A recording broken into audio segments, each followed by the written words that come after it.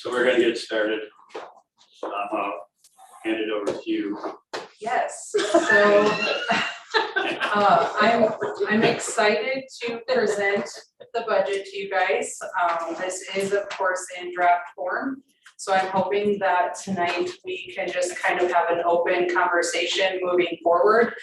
I do have another work session scheduled for this Wednesday at 7 if we need it. I know at a certain point, I've spent a lot of hours looking at this. You start to get some brain fog going on, so I don't want to spend too much time, but in one setting at least. So if we need Wednesday, we will. If at the end of the night we're feeling good, then we'll cancel that.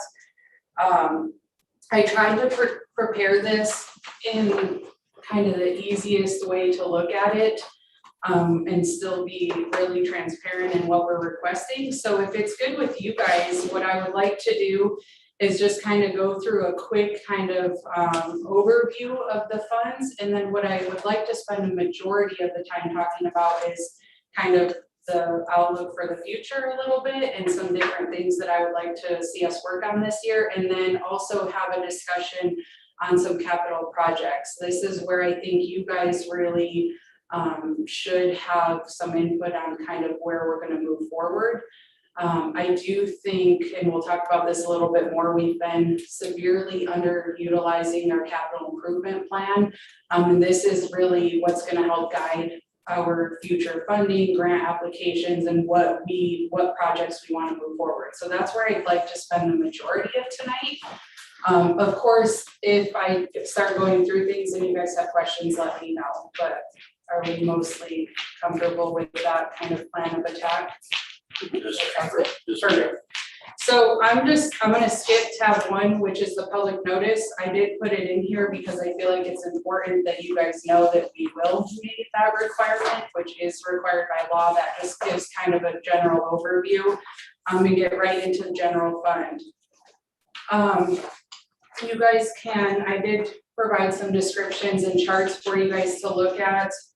Again, I don't want to necessarily go through every single line, but I want to talk about a couple things. This year we did receive a grant for our comprehensive plan. So it is revenued in this current fiscal year. You guys will see that expended in the upcoming budget year though. So I just want to make sure that you guys understand. And that's going to be under planning commission. So there is, we actually just paid a bill. So I did adjust this in the version from the last version you've seen. But that's totaling $39,000 and we received a grant for $29,500. But again, kind of, that's one of the changes to revenues. Otherwise revenues are pretty typical for what they have in the past. Brandon and I looked at all of this information with a fine-tooth comb. I do want to let you guys know, under attorney, I have left these fees. If I'm gonna be completely honest, this is something that I'm not 100% comfortable with. As we've talked about before, one of our priorities is getting a permanent legal service. That is actually, my plan is this week to have a request for proposals finalized and to get that out. So as we actually make that selection, we may have to look at this. It is over budgeted from what we've spent in the past. That's why I've left it that way. But I do want to just be very transparent that until we actually get those proposals, it's really hard for me to, I'm throwing dirt at the wall here trying to figure out what those exact costs will be. Continuing down, we have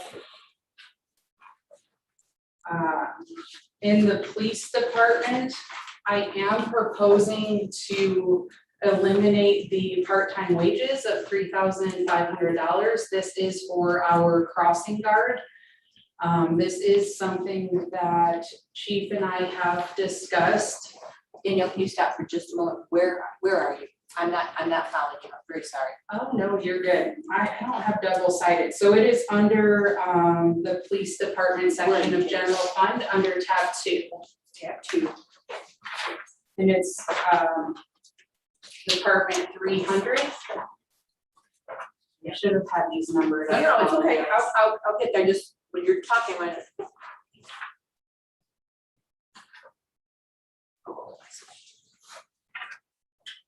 I'm with you now, okay. And it's, Gotcha, okay. it's the part-time wages. So one of the things that you'll hear me kind of, One more time, sorry, and we can write in this thing, right? absolutely, Okay. yes, yep. So one of the things, as I was working on the budget, we definitely have a tight budget. We have, this year, I mean, I'm happy with where we're at, but moving forward, we definitely need to monitor our spending, and we need to make sure that we are spending, we're doing smart expenditures, and we're really watching our general fund balance, our reserve fund, and just some different things. So this position is part-time, it's just for the schools. It's not that I don't feel like it's important, I just, in the whole scheme of things and the services that I feel like we need to provide, to me, it's more important that we have a full staff of police officers and that we maintain the employees that we have, and that we're kind of, I don't know, just, I don't want to be overstretching us, and I think that we have a lot of needs, and this isn't one of the most important. And just for clarification, going back to that crossing guard, we never had anyone apply for that, did we? I filled it just before the end of last school year. Oh, you did? Yeah, she was there for about 2 weeks. But it's only, it's half, 1 hour a day, so it's 5 hours a week. So that was just a service we were providing school district. That was something that was in place when I got here, so I don't know how long we've been paid for that. We were there when I was a kid. That Mike's mom was there when I was a kid.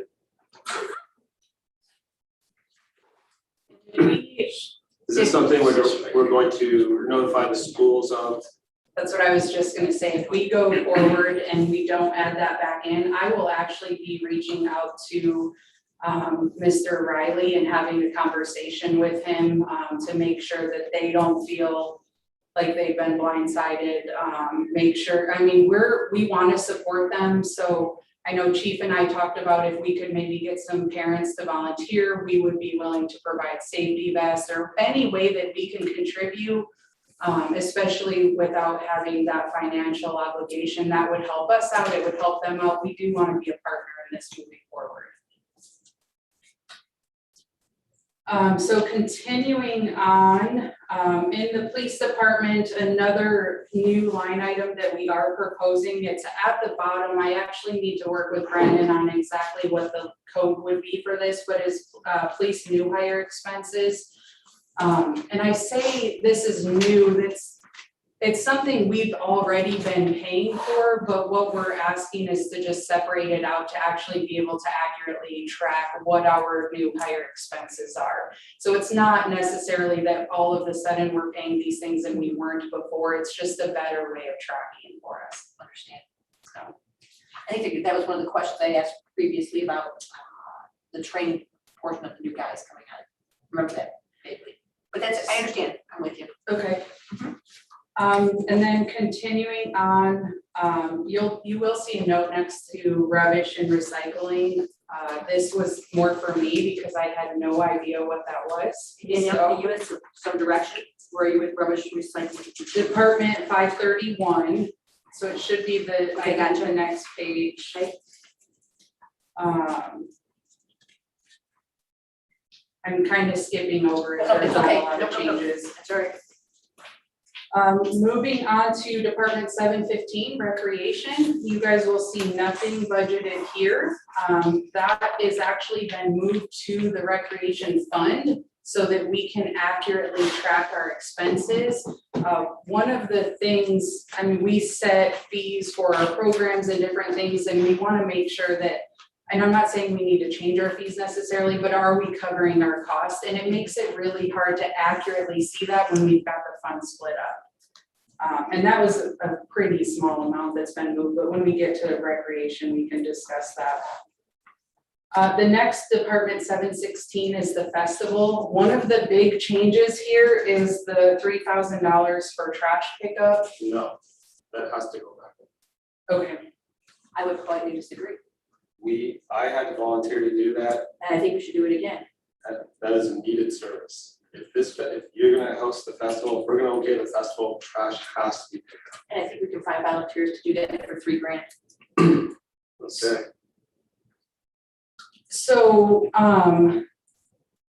I am open to whatever the council as a whole feels is the best. I will tell you that if, again, looking at the whole scheme of the budget is a concern of mine. I guess my question is why does the festival not pay for that? That would be my question as well. I understand that, I guess they probably haven't had to for a number of years, just been one of those things that's kind of happened for a long while. They've gotten the Boy Scouts to do that. And that was part of their way to make money, of course, for the Boy Scouts. But I just think that I would think that maybe between the village and the township, the trustees, that perhaps we could take turns and do a volunteer on that, I think. I believe that. I'd be a proponent of you reaching out to them to see if they can cover that cost. Okay, If they can work it into their budget to increase whatever fees they need to charge to cover trash. And then they're gonna, they'd have to find an organization to do it. I mean, $3,000 was there last year and But it was absorbed into our general fund, I'm assuming. so it, because the Boy Scouts didn't do it, but I'm saying, so they're gonna have to find an organization that wants to do that. But not have us pay for it. yeah, so it was in the budget. I believe it was amended out of the budget, but my understanding is that it was brought up that they would need to do a services agreement for the village to pay the Boy Scouts, which I completely agree with. If they're gonna provide a service, there should be something. And I don't know if it was the short time frame, or I'm not exactly sure, but they didn't do the agreement, therefore the village did not pay them. So I will reach out to the festival people and have a conversation with them. And then I will let you guys know at our next budget discussion, so. Thank you. We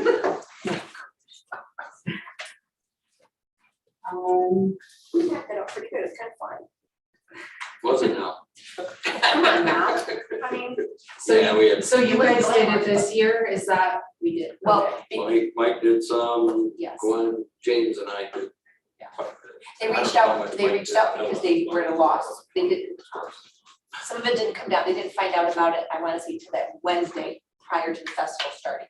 And so it was like crazy last minute notice, and hence they were, in a pickle. And then I talked to the gentleman that was in charge, and he said, hey, I said, oh, I'll see if we can get somebody to, what we can do. So we were able to volunteer that, I just think that that's kind of, So this is a little bit off subject, but I just feel like it's a perfect time to bring it up. One of the things that kind of is interesting to me is that we don't have an official like special events application or process or anything. And it seems to me that we could avoid that last minute conversation and with any event be more prepared and have a really good discussion and be more of a partner moving forward if we could develop that. So I have started working on something. I'm actually working with Phil because I did draft up an application. Phil feels like we would be best protected by having an ordinance to go with that. So that's kind of where it's at before it comes to you guys. But in the future, I think these events are incredibly important to our community. They help bring other people in, they help our businesses.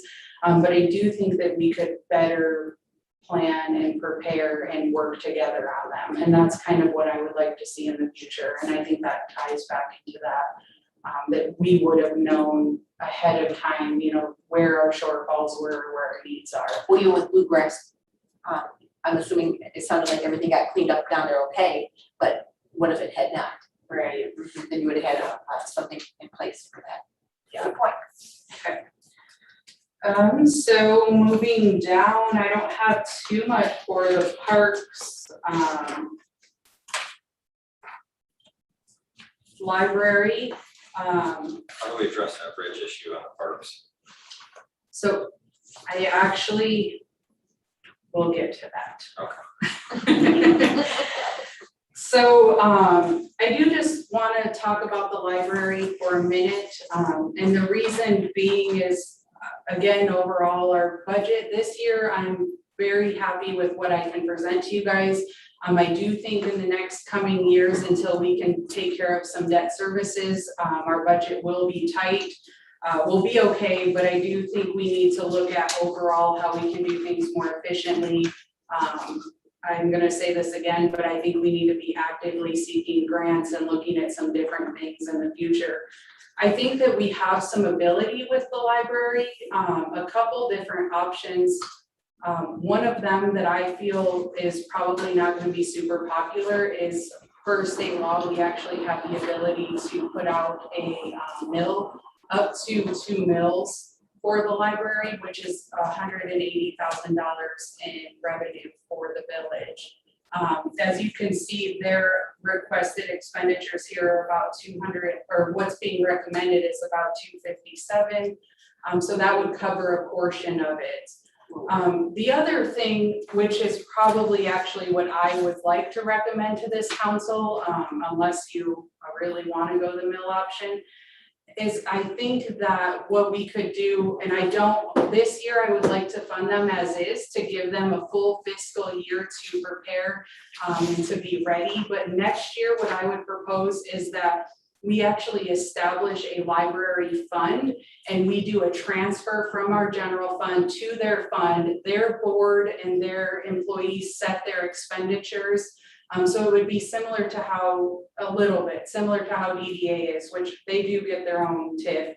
But we would set an amount, whatever we feel comfortable. So as an example, not saying this would be it, we would say, okay, we'll transfer the library $230,000 from general fund. And then any shortfall in their expenditures, they would need to either get some donations, or they would use their trust fund to cover that through penal fines, different things like that. Again, the 2/3, I'm just throwing out a number just to have the conversation, but I do think that it would help us moving forward to have that set amount. We are not obligated to fund them. I'm, for the record, no way anti-library. I think it's a great program for our village.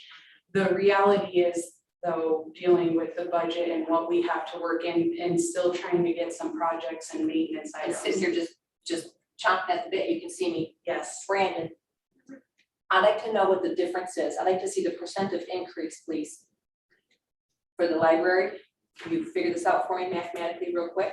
I'd like to figure out what's going on here with the library. So when we have the amended 1819, and then we have the 1920, and then we have the 2021, and now we have the 21-22. That increase is a crazy amount of increase. We are going from $213,000 in the year of 1819 to the amount of $257 in the year of 22. I'd like to know that. I'm not zipping out my calculator real quick, but what I'd like to see what the percentage of increase is for each of those years. And before we go any further, if you don't mind. Okay. Thank you. And I can probably calculate it. Yeah, I said you guys can help us out, or Brandon, you can do it, whatever.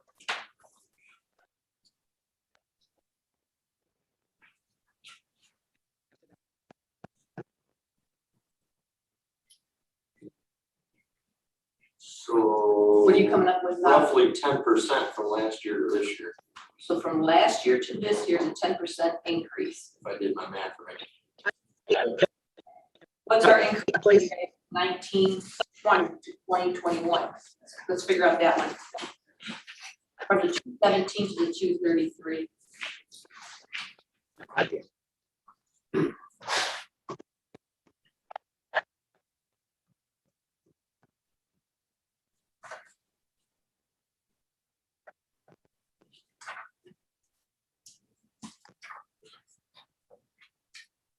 getting about a 7%.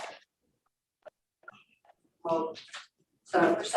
should actually have 6.5. Okay. And then what are we talking the year prior to that? Please? James, never do that. For what years? Just give me the numbers.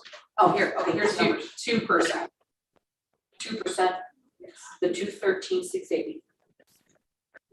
217,920.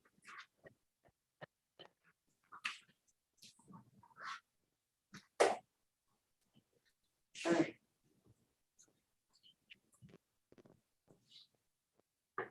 Back in 17 and 18, there were 239, almost 240,000. In 19, 236,000.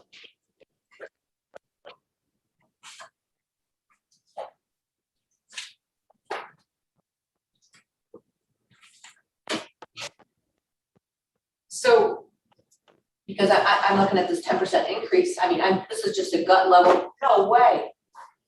and I do I politely mean that, no way.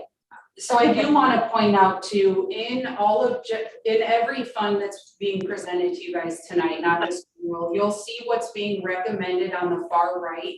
One column over to the left of that is the requested. So the requested is all of the departments, with how they, whether it was the department head or if they involved their employees, they gave me, if 277. we had unlimited funds or, you Yeah, know, they with wanted no restrictions, 277. this is how much And money. you're being kind by saying 267, which is still a 10% increase from one year to the next year, correct?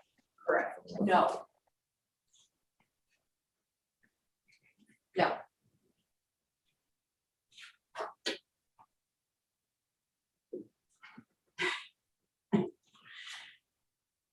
Yeah, so, There's nothing to answer that, I understand Yeah. that, no.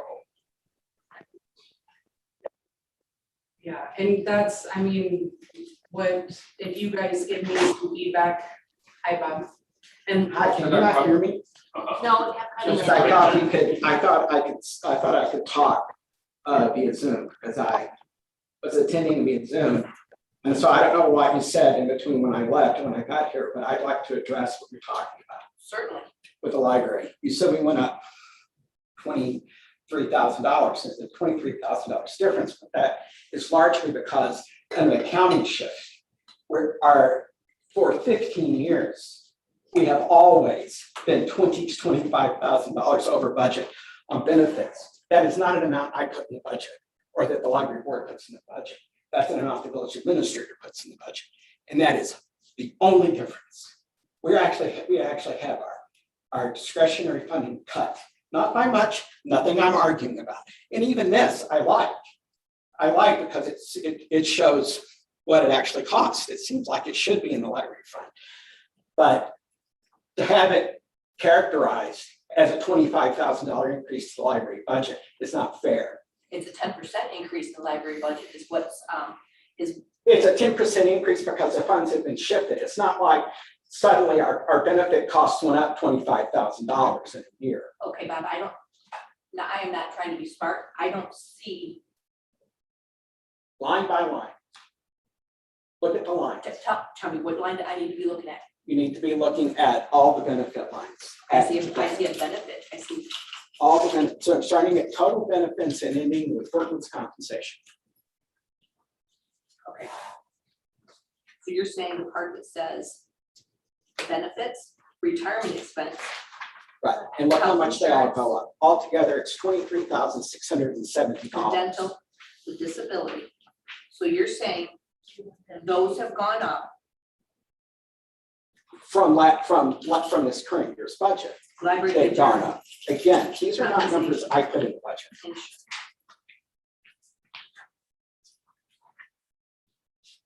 So you are saying, I see what you're saying. So you are saying they weren't there previously in whatever year this was. If you 18, look at 19. that, now, again, I'm not complaining. I think it more accurately reflects what it costs. And then you look again, look down a little bit lower at the property, the site that says, it just says insurance, but it's our liability insurance, our property insurance. That's up $1,200. All right, that is again a figure I don't put in, which has always obviously been underfunded. In fact, until last year, I had never seen it because it never shows up in our expenses until like between fiscal years. So I never see a thing. So I didn't know that was underfunded. But if you add that 1,200 to the 23,670, you actually have more than the difference between our budget, the proposed budget for next year, and our current budget.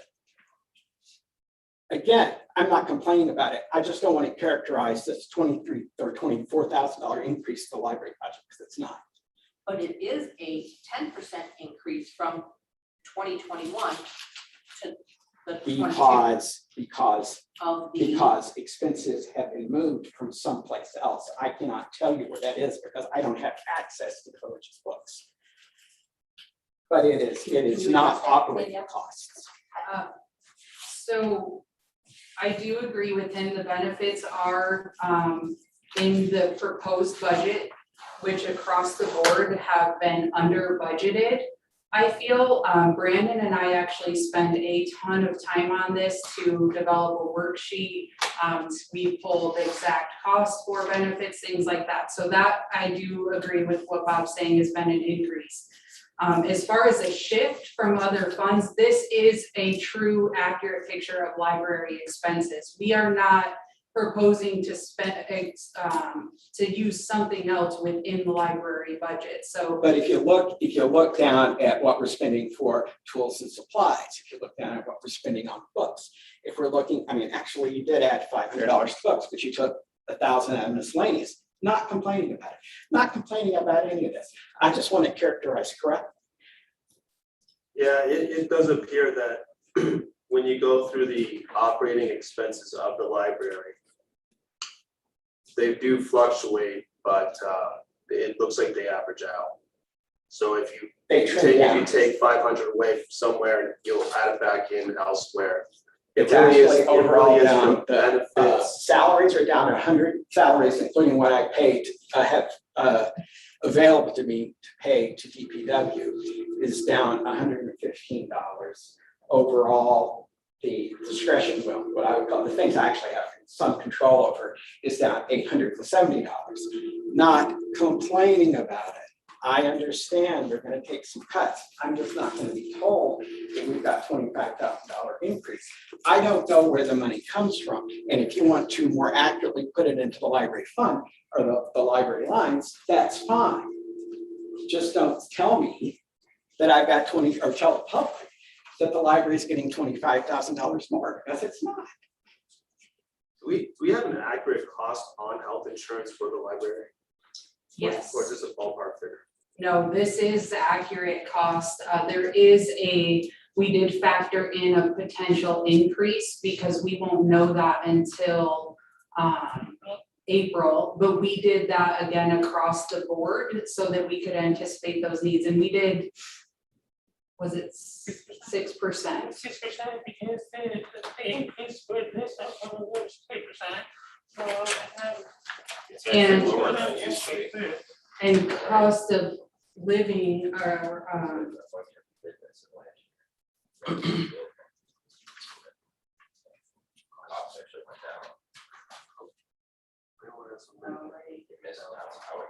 2 years. which is why, and we tried to put it out, because that was one of the things, again, it looks like they budgeted benefits, but then not pension, so as you guys know, Brandon's been doing amendments to balance all of those out. So we did want to accurately show health benefits, dental, retirement.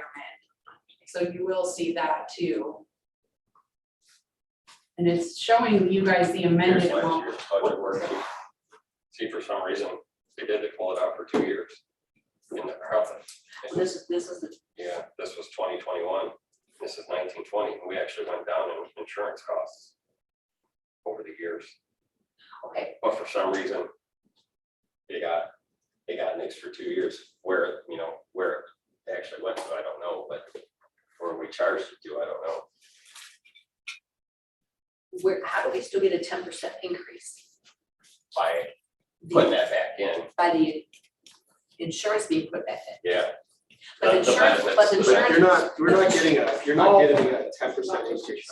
What you're getting is an increase to reflect actual expenses. Right. But they were put in last year in 2021. Those are amended amounts. These are the, okay, so these. Yeah, those are. What I'm seeing here on this page is 101, 730, 719 benefits. Okay, that was there, but then underneath it, the retirement expenses, those were, you're saying that the 86.15, that's the amended portion. Correct, yes. Okay. When you add benefits all the way down to identity card, Identity card. that's where your major increase is. And that's why it And shows. that's not operating expenses, that's not his, That's not Bob's. I understand.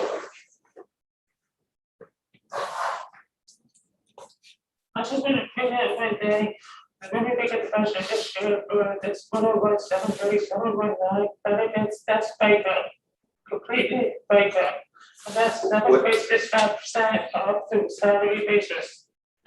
which one's that? Is that, the one that's titled benefits is actually FICA, that's where the FICA taxes are coming out, it is paid. Because we have the incentive basis back, it's not taken out of our paychecks, it is, incentive basis back. Right. So that's why the number is going down drastically, and Bob's absolutely right, this has been under budgeted. By a lot. Which part has been under budget? The The benefits. benefits, okay, I want to make sure. All together.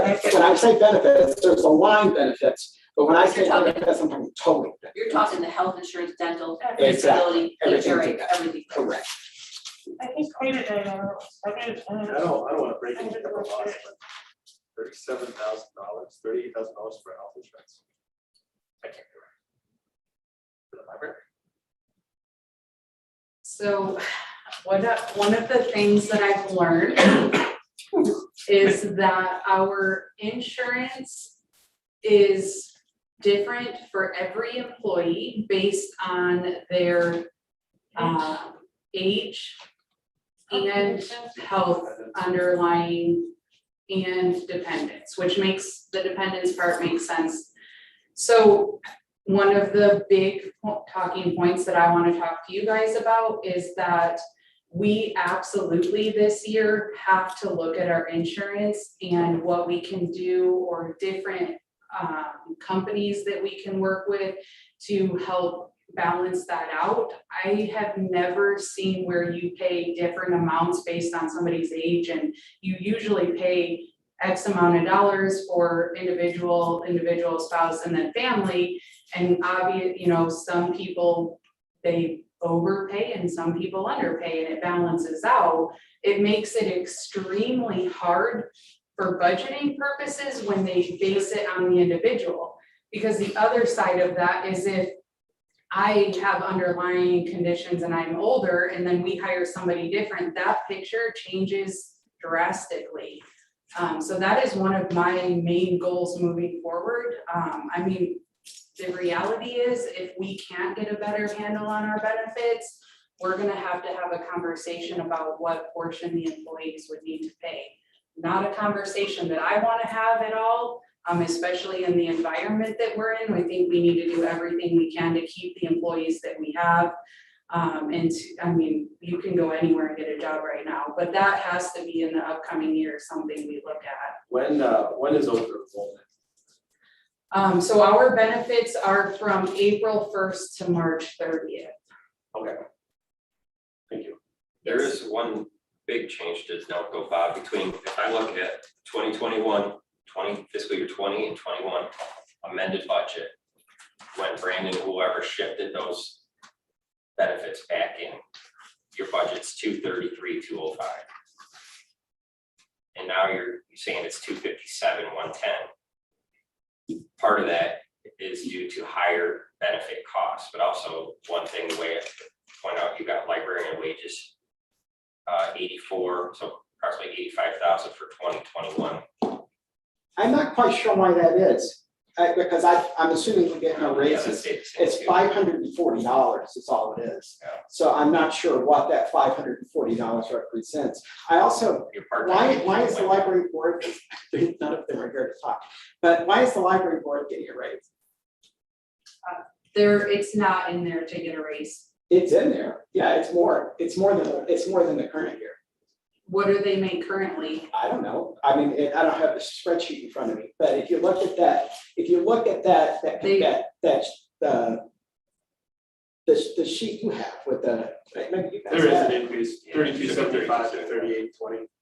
So that went up, and library board went up, and then the librarian's wages went up $540.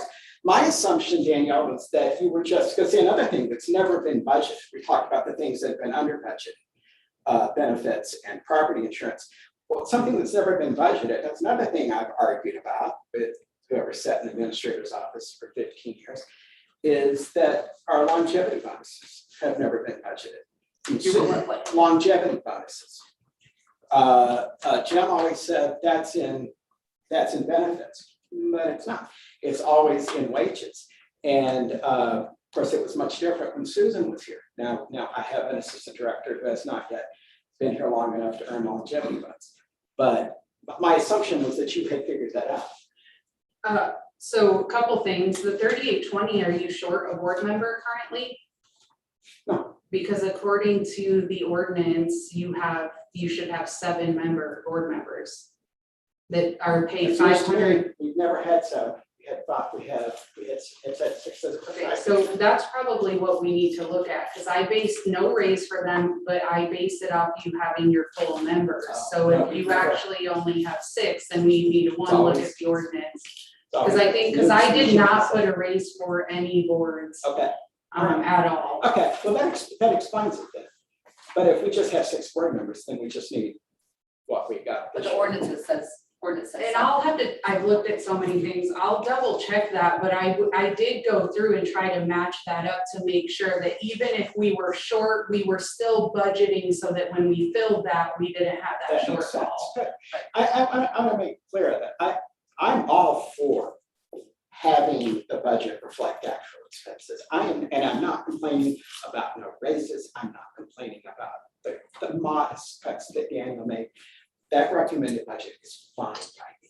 I just want people to know that that total amount You're right. is not going to No, increase our ability. Had you, I understand that, because initially I was going, there's just no way we're gonna go with this budget.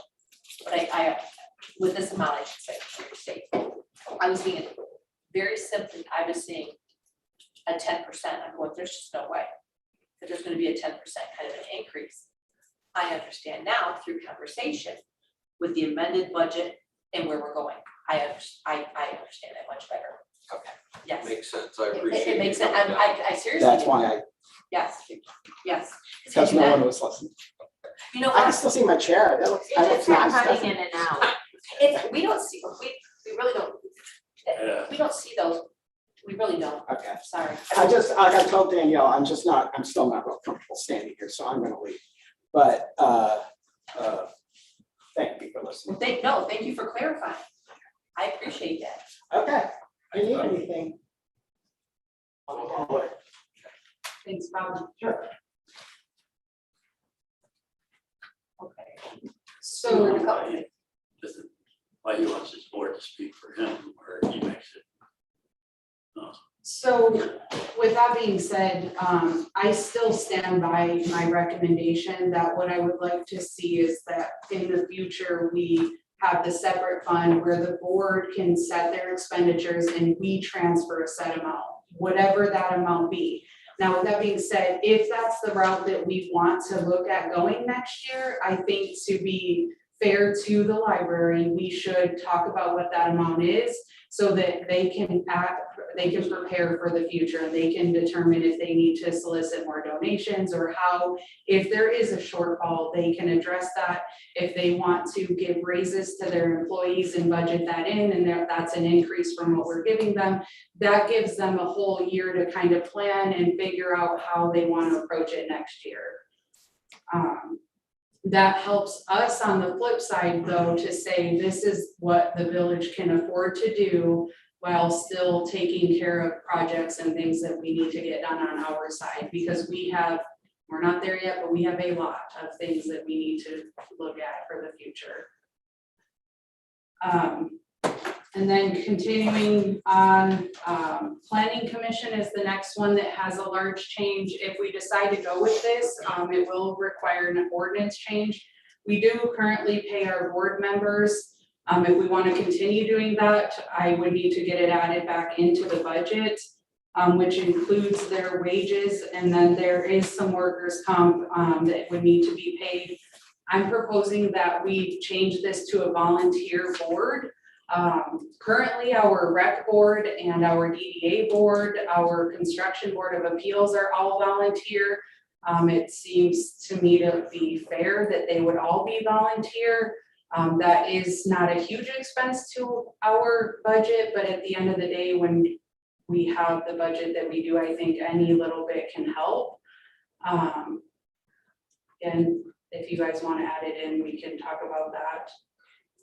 And then the last part is the municipal improvement. So that's kind of, again, I didn't go through every line.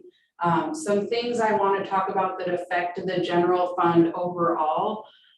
This budget does have some smaller projects within it, which are listed along the side there. What I do want to do, which is a little different than what we've done in the past, is actually have a capital improvement line item.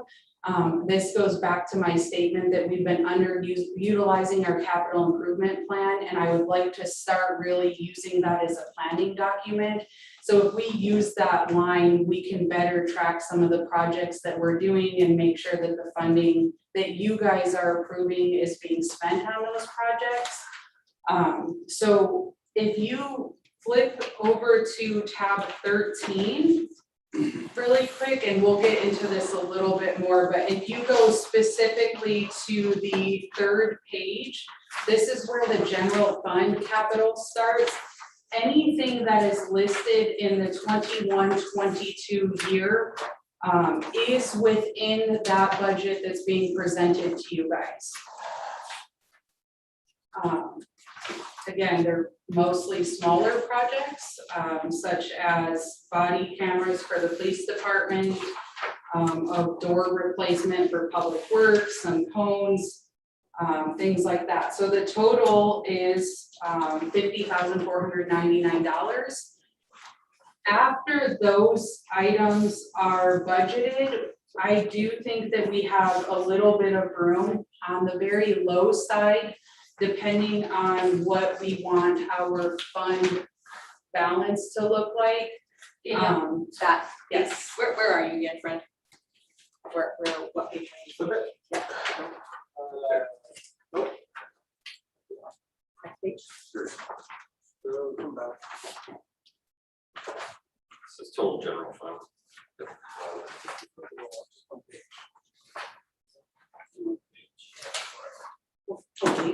Oh, general fund, here it is. Okay, gotcha. All right, thank you. Yes. Okay. So I guess backtracking, we are recommended by the auditors to have a 2 to 3 month fund balance. So that range is $312,592 to $468,88. We're looking at, after all of these expenditures, including the $50,499, having a fund balance of $490 or just under $497. So we have some wiggle room to still meet the 2 to 3 month requirement and get some projects done. On the low end, you've got about 27,000. On the high end, you have about 100,000. As you guys know, we have a lot of projects that could eat that up pretty quickly. But if you look at the general fund, you will see 6 years. So what we can do, or what this is where I want the most input from you guys, is you can say, we're good with what you presented and we want to add these projects. We can move some things around to be able to meet those kind of needs for this year related to our capital. Does that make sense, or do you have questions?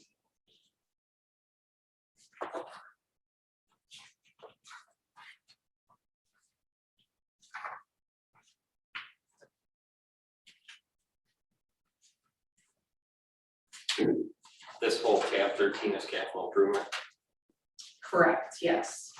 but it's just broken down by like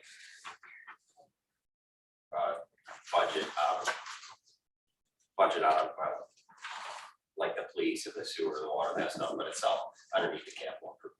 Correct, yes. Yeah, so, and I do, so, you know, I try to, every time that a citizen or council or a staff said, oh, we have this project, I try to incorporate it in here. Keep in mind that the capital improvement plan is a fluid document. It is part of the budget, yes, but it's also something that as we finish projects, they'll be taken off. As we come up with new ideas or different things, or something else needs repair, it should be added.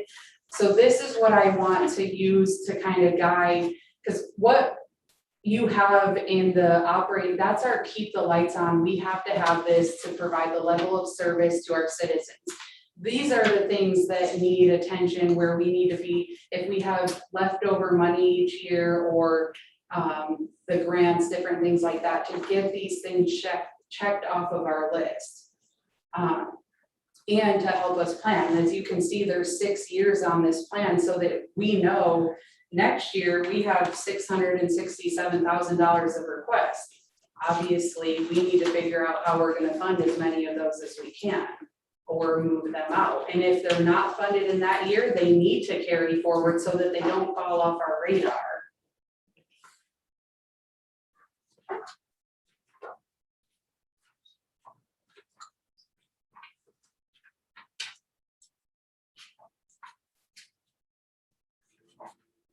All right, 2 tangents. What if we paid the planning commission only for meetings that they attend? Absolutely, I think should be a topic of discussion as well, yes. Because We want they to- met maybe half this year, or maybe even less, maybe a quarter of meetings. They cut that by at least 50% of that budget. Devil's Not meeting advocate, every- why do they get paid in, you know, Parks and Rec don't and DDA don't?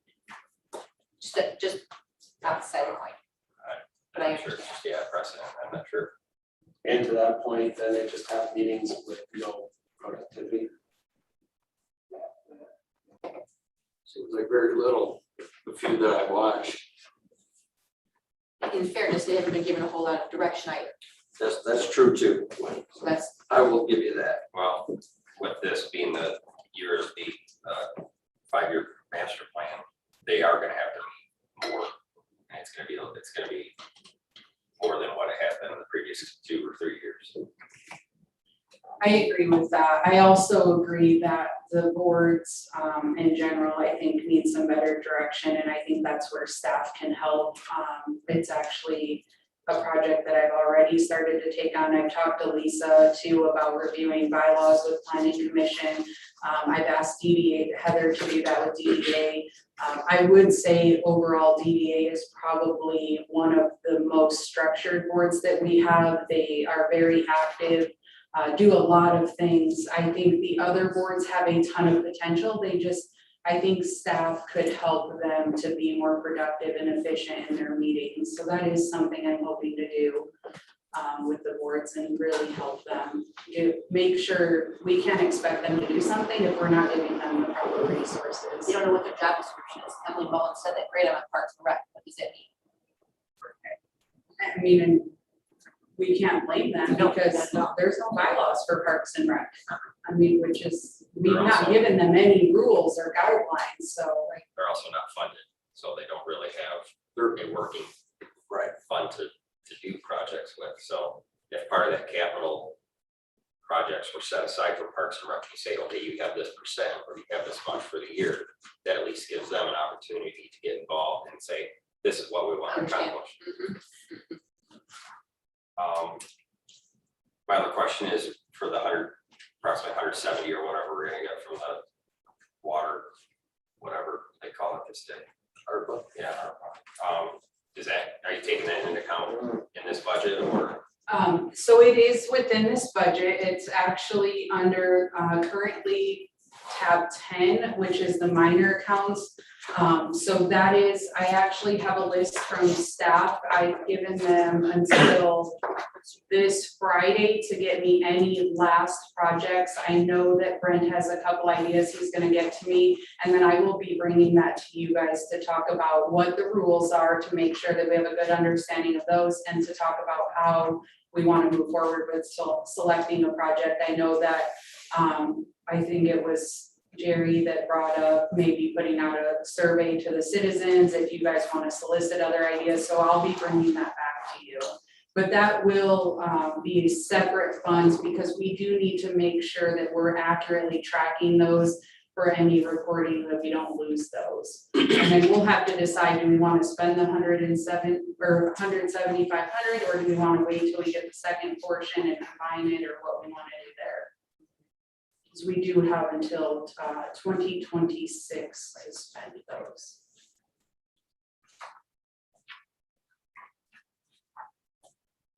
Well, as far as capital improvements, I really think we need to take a hard look at what we've already owned before we add to the list. Obviously the bridge, but the ball fields need attention.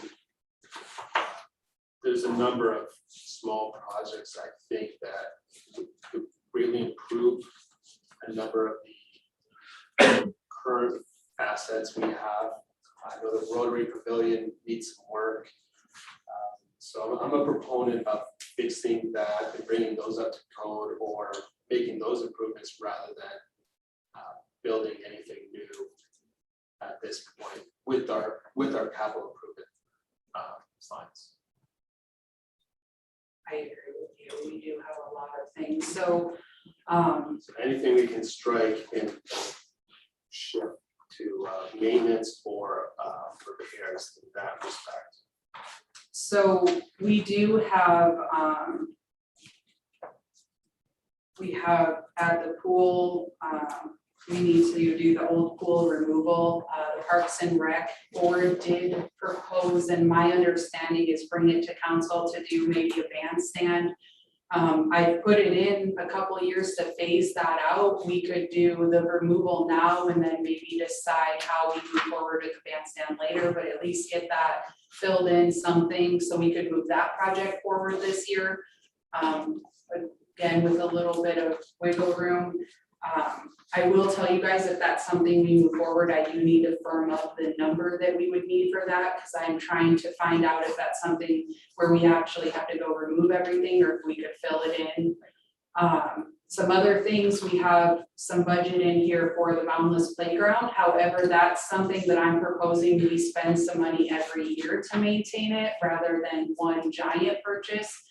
So it would be easy to move that, at least put some funds aside this year to do something there. We do have Bach Little League Park repair the dugouts. I have been talking to Jake, who is the new president of the Little League. It's my understanding that several years ago, they wanted to leave the dugouts partially in the ground because of the appeal of that and the look of it and just kind of the overall feel. I have asked him to take it back to his board and have a discussion if they're completely set on that, or if they would be opposed to lifting them up. The reason I'm asking that question is because we do have a lot of maintenance items, and we need to start thinking about what the long-term maintenance cost is going to be. So even if we go in there and we do something new with the dugouts, in 5 years, are we gonna have to continue spending more money? And what's gonna be the best cost-effective way to do that? So that's something that we need to look at. I don't know that it's something that has to be done at Bach Little League this year, but definitely something that needs to stay on the radar. We do have the steel truss pedestrian bridge. We have an engineer's estimate on that. The engineer feels that that's still a good estimate. That's under $100,000. So that one project would eat up the money, I'm saying that we've got some wiggle room on. There is some good projects there that we could get started this year. Absolutely. Some painting, some repairs. Absolutely. I'm talking about the bridge. For the bridge. So, I The do, bridge doesn't have to be one project. We could fund that over the next 4 to 5 years, because based on that report, it wasn't decent enough condition that it could. Was that the report that was in 14? Yeah. That was But like- the problem is that you gotta lift the treads, you gotta do all the welding, you gotta do the replacing, and then put that stuff back down, so it's kind of a one fell swoop. There was some like painting we could do, and That's the other bridge. yeah, so that's the, no, that's the staining of the swing bridge. There's like painting on the. There's no paint on the steel bridge. No, they did say something about paint on that. I saw the trend. I didn't think. Oh, where they wanted to do underneath, Underneath, yeah. Yeah. Yeah. Oh, that's what they were talking, I was wondering, because you guys had said you don't paint. Yeah, Well, that's that's what you're gonna have to do when the treads are up, because that's what they want the top sealed, because that's what's rusting out underneath. It's not getting the airflow or whatever, so the top cross braces are rusting out underneath the treads. Okay. I'll have to go back and look. I'll I have thought to I- look at that again too, I because thought I understood that could be done in multiple stages. I'll have to look again too, because I was thinking that was one, because of how we've let it get to the point where now we need to do it. Yep. It was my understanding, but I can also reach out to the engineer and confirm that and get some feedback there. Like James said, this capital improvement plan really isn't a pipe dream. I mean, a lot of this is all maintenance, so this isn't like adding anything big. So this is stuff that we need to do, and that's what the citizens want, and that's what we said as a council. So really, I mean, there's not a whole lot to cut. This is, again, a lot of this is maintain what we have, and it's just, the DPW, equipment, the street and sidewalk replacement, all this stuff, urban forestry. These are the things that we've done or that we've had on our radar that we need to clean up or repair. It's nothing really above and beyond what would entail a large scale project that people don't want to see happen. Is the mini park for the 80,000, is that still part of the DDA portion? I see that here and I was curious. It is, yes. And that's including. And that's Grant. right, so that's in the DDA portion Okay, of the capital. So Yes. the capital plan is broke out by the different funds. saw that. So I mean, the general fund has the most because of each fund within general. I see what you're saying. Uh, Gotcha, okay. So I guess what I would like you guys to think about and let me know is we can't fund all of these maintenance projects this year, but some of the ones that are projected in 22, 23, what are your priorities that we could fit into this budget year and still maintain that fund balance? Because you do, again, we have some wiggle room within the proposed budget that I have. So I think we should do something to start making some progress on those, because as you can see, in the next fiscal year, we have $667,000 requests. That's not realistic. Yes, these are important things that we need to get done, but what could we check off that list this year?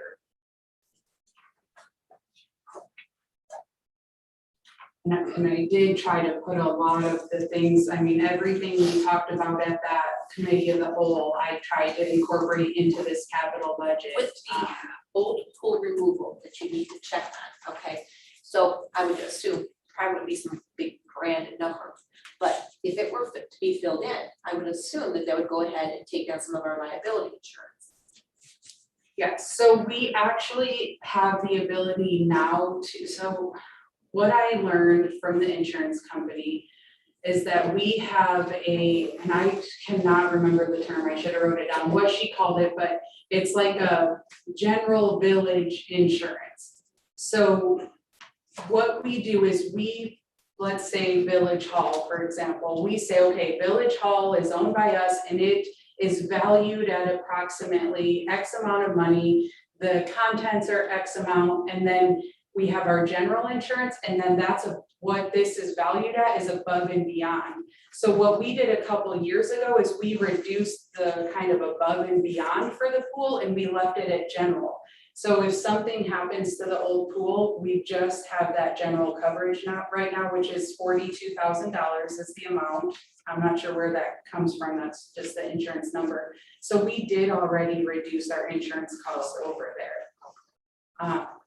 Which was new to me, I had with all of the pool stuff, a long discussion, It's part of the so. blanket, the blanket. Right, it's kind of, yeah, like this is your general coverage. So it wouldn't be like a, no, No, it would not. but it'd be one of those big things that's been on our list for a number of years. Correct, yes. Cause I'm not necessarily saying we have to do the bandstand, but just giving it, And I would definitely recommend to phase it because like Jamie said, we need to be in maintenance mode, I think, and not necessarily new. To me, the bandstand thing that's an awesome idea, but that's a new thing to me. I think our focus needs to be taking care of some of these issues. I mean, and there's a lot, there's one of the things too, you know, they're staining the Qantas Bridge, which is just down a little bit from the steel truss. That's one of those things, that bridge isn't completely lost. I mean, what we can do things to prevent it from deteriorating worse and to make sure that we're keeping it in good status rather than really bad. So that's something, it is expensive, but that's something we could say, okay, let's do that this year so that we don't get to the same position with that bridge that we are with the other one. One of the things that we need to look at, there's the grandstand repairs over there. We need to look at the erosion along the riverbank there. And maybe that's not a project we move forward this year because I think we have some grant funding options with that, but that's what I guess, what are your priorities for these? Well, the bridge you referred to, I always call it the Spring Bridge, but you call it the Qantas Bridge. That should be a priority because we just spent, $80,000. Yeah. $380 to rebuild it. $380,000 to put the approaches in and make them ADA compliant. So that bridge has to be maintained. Yeah, that's frustrating, that's 3 years in, and it's the top of that's already needs to be painted or sealed or whatever. We need to find a better solution. I don't know why it was painted. Yeah, and what we would like to do is actually stain it rather than painting it to help seal that, and then we're not dealing with that chipping and it. I mean, Brent had a really good idea too, I don't know that we can do it, but maybe put like some kind of cap, because the water just sits up there, but I think the staining would be much better than paint. Yeah, if we could wrap it like a parapet wall or something on the top, aluminum, that would help. Oh, maybe it was you that had it, I've talked to so many people. No, it's good. Sorry, it was Mike's good idea, not Brent's. Sorry, Mike. What's up? I don't know, something, but for 3 years, you know, and again, if we let another bridge go like that, we can't. No, we can't. That's unacceptable. We'll never hear the end of it, nor should we, so. The bridges have to be a priority. It's the same with the safety things, you know, I hate to say it, the press boxes, you used all that often, but if those bleachers in dire need of that east wall or west wall collapsing or whatever, you know, the safety stuff needs to be addressed. We talked about how that was bowing out last year, and that last set of bleachers needed to come down. Anything that's safety wise should be. That's the softball for Dallas. Yeah. No, the baseball diamond, I know, Yeah. it's- well, softball. Yeah. It's still a Sandy Koufax field. I'm familiar with that term as well. For me, the generator sitting out on Beagle Road, which makes me insane that, you know, whatever we have to do with Generac, but we've got a backup generator out there in the elements of the weather, so we're gonna wind up replacing 2 generators.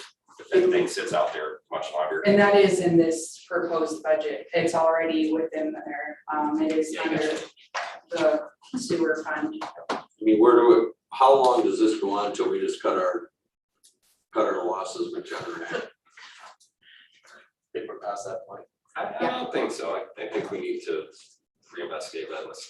I think we go back to the attorney, let's move our money from the attorney, that was supposed to do it for 3 years. Which is very I stunning don't to say, but think, I'm I know listening. that the current attorney is looking at this to try to figure out exactly where we're at.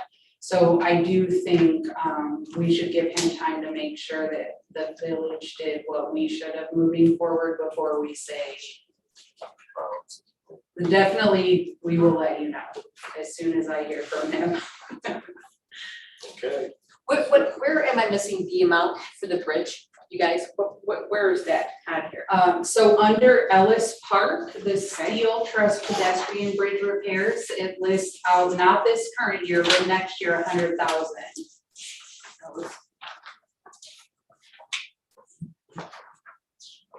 We're in tab 13 still, right? Yes. I think it's the whole, no, 1, 2,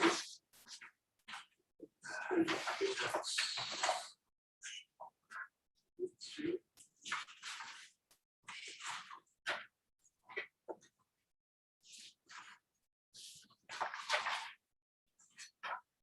It's on the back of the 3rd page. Okay.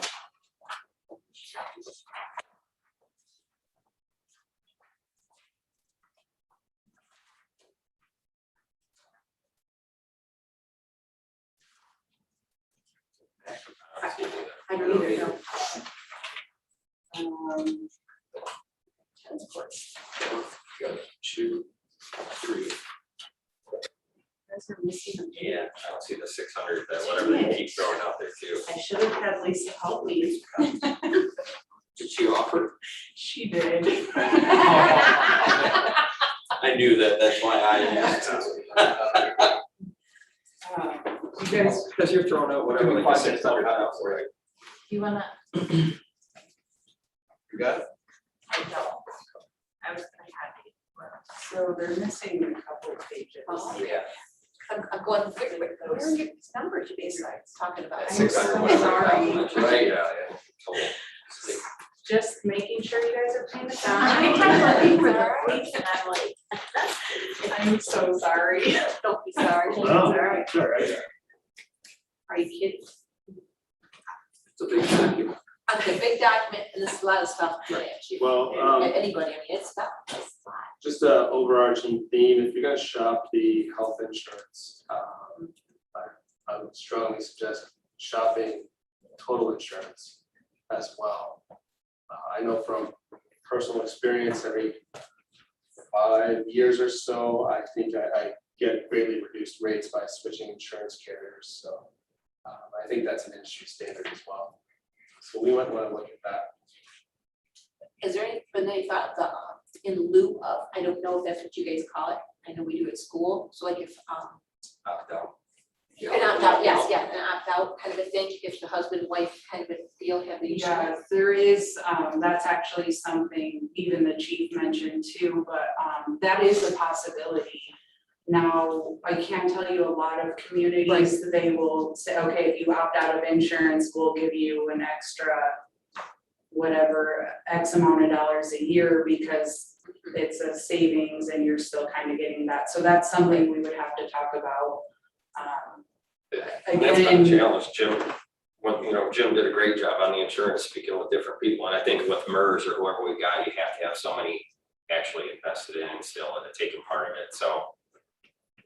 We, Probably to get the group rate. yeah, we managed to cut, or at least keep them stable over the past 5 to 7 years, which was a challenge, but Jim did a very good job of reaching out with insurance companies and finding different solutions for us, but yeah, sooner or later, I hate to say that we're one of the very few that don't have employees contribute, but that may be coming down the pipe in the future.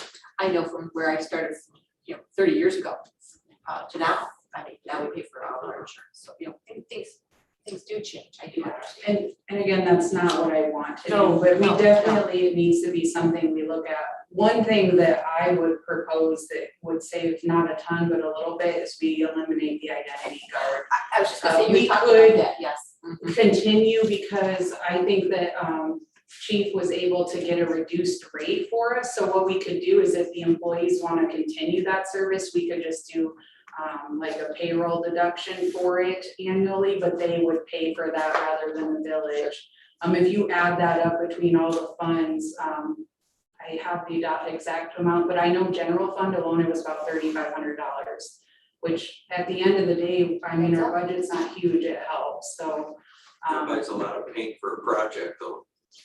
Yeah, I mean, that does something, yeah, exactly. So that would be something to me where I don't feel like, you know, we are cutting and reducing benefit costs, but it's not something to me that is going to make the employees feel, you know, like all of a sudden they're contributing a ton, and I don't know how utilized it is.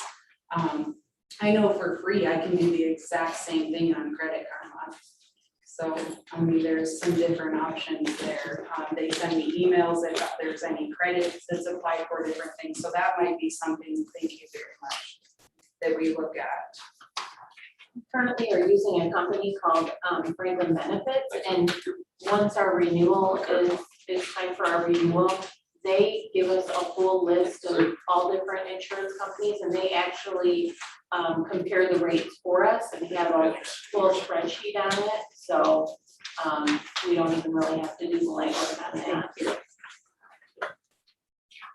Oh, hey, this is helpful. Yes, I'm so sorry. Did you want page 2, Nora? I got the 667. I'm missing the Ellis Bridge part. Oh, I thought speed was important.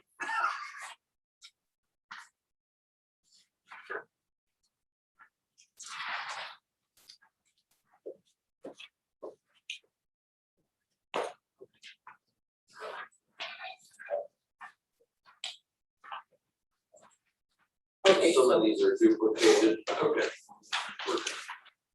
there's the 100,000 you guys talked about for the field trusting. And here's your Qantas Bridge staying, it's 20%. Where are these grandstands, you guys? They are, Drive down the park and run right into it if you keep going. Those are the ones we pick up all the trash around here. Oh, those grandstands. Yes. Okay, gotcha, okay.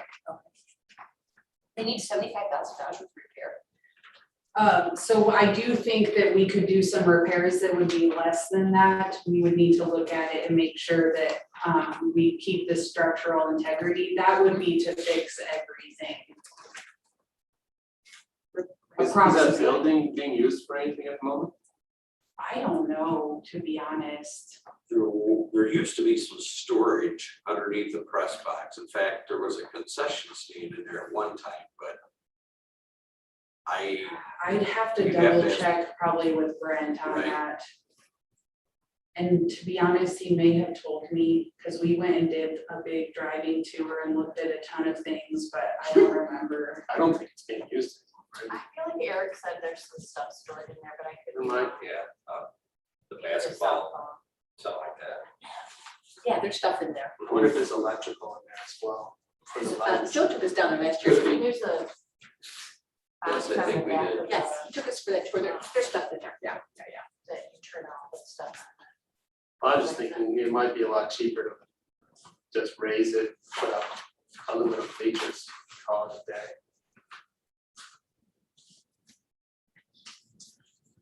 Yeah, Aluminum bleachers are what, lifetime? and that goes back to how can we do things more cost effectively? If we're not super attached to that structure as it is, how can we do things better? I'm all for that. the only question I would want to ask is the press box used at all during tournaments, during the summer softball league?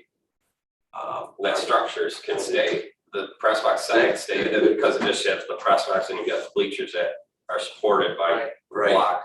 And then another set of bleachers on another block wall. Yeah. You can take both of those off and leave the press box. Yep. And do a home and visitor And set of bleachers, be done with it. let me ask some questions about that too and get some more information and see what we're utilizing that for right now or. I mean, because honestly, every time the park floods, that wood gets saturated as it is now. You know, I'm sure that's contributed to some of the deterioration over the years.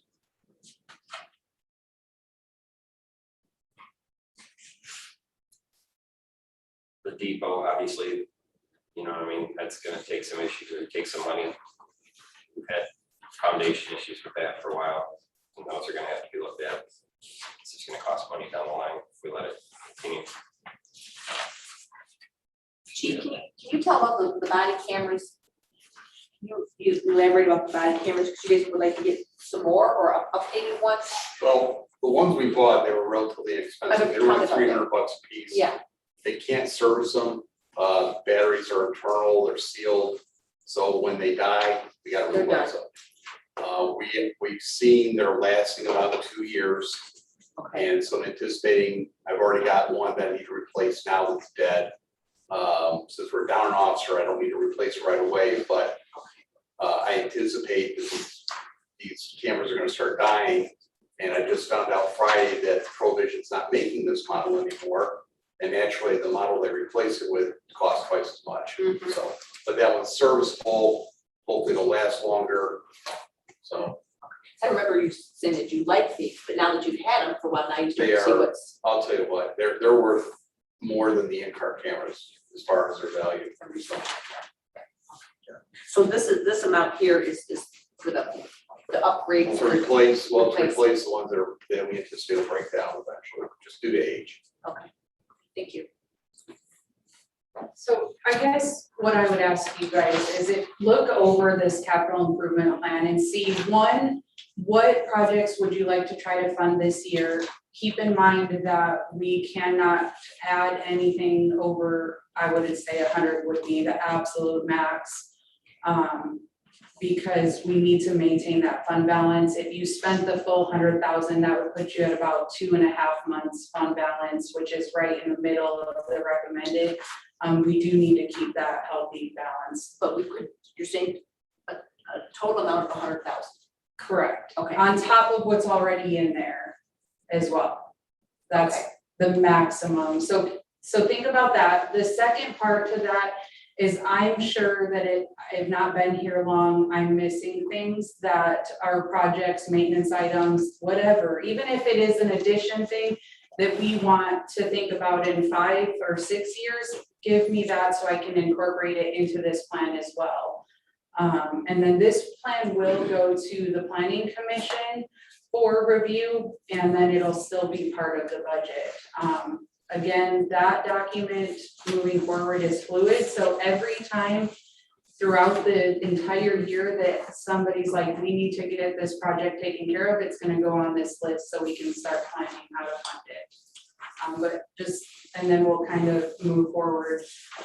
So the last thing of general fund I'd like to just mention, and this again will be across all funds, but there is a proposed 3% increase in wages. I know that last year, or I believe it was 1%. This is something that I think is important moving forward. Everywhere is hiring. We have some really good employees that I would like to keep on board and continue investing in them.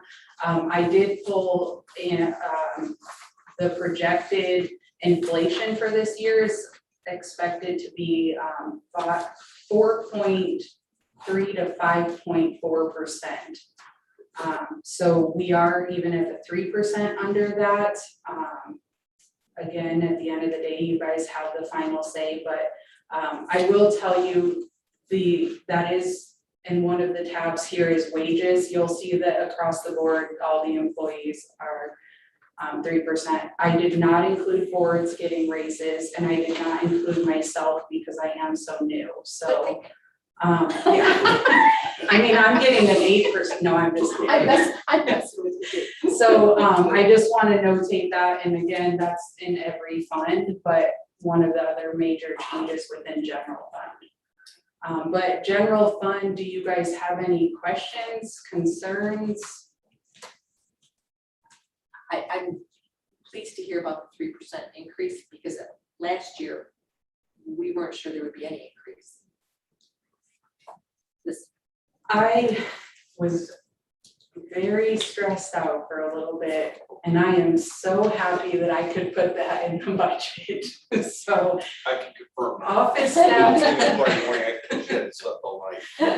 yes, I'm sure all 3 of I don't know if Nora was able to see it, probably thankfully, but this budget has been a roller coaster. So I would really like to be able to move forward with that. Like I said, our employees are just so important to our total operation of the village. And I just, right now, it seems like you could go anywhere. I mean, McDonald's will pay you 12 something starting and they'll pay you every day. So it's just, it's crazy right now, but. I can definitely support that. I've always voted no on these raises because the boards are getting raises. I don't think that we need raises. Personally, It used to be kind of combined. right, Mhm. it was all combined. 100% I can support employee raises, but as far as boards, nah, we're good there. I'm glad to hear that. It makes me happy. And that's, if you flip back a page off of 13, back then, page 12, you look at our staff's wages. What are you looking at? It's the first page before tab 13. I do like the breakdown too. Absolutely, but I think comparably, like Amy alluded to, we have very good staff and you could go anywhere, just like if we're gonna be recruiting a police officer, you know, you could go within an hour of anywhere here and probably make 70 to 80,000 starting out as an officer. So we need to be competitive. I get that it's a challenge, but we also have to take care of the employees. We have great employees we have to take care of. Absolutely.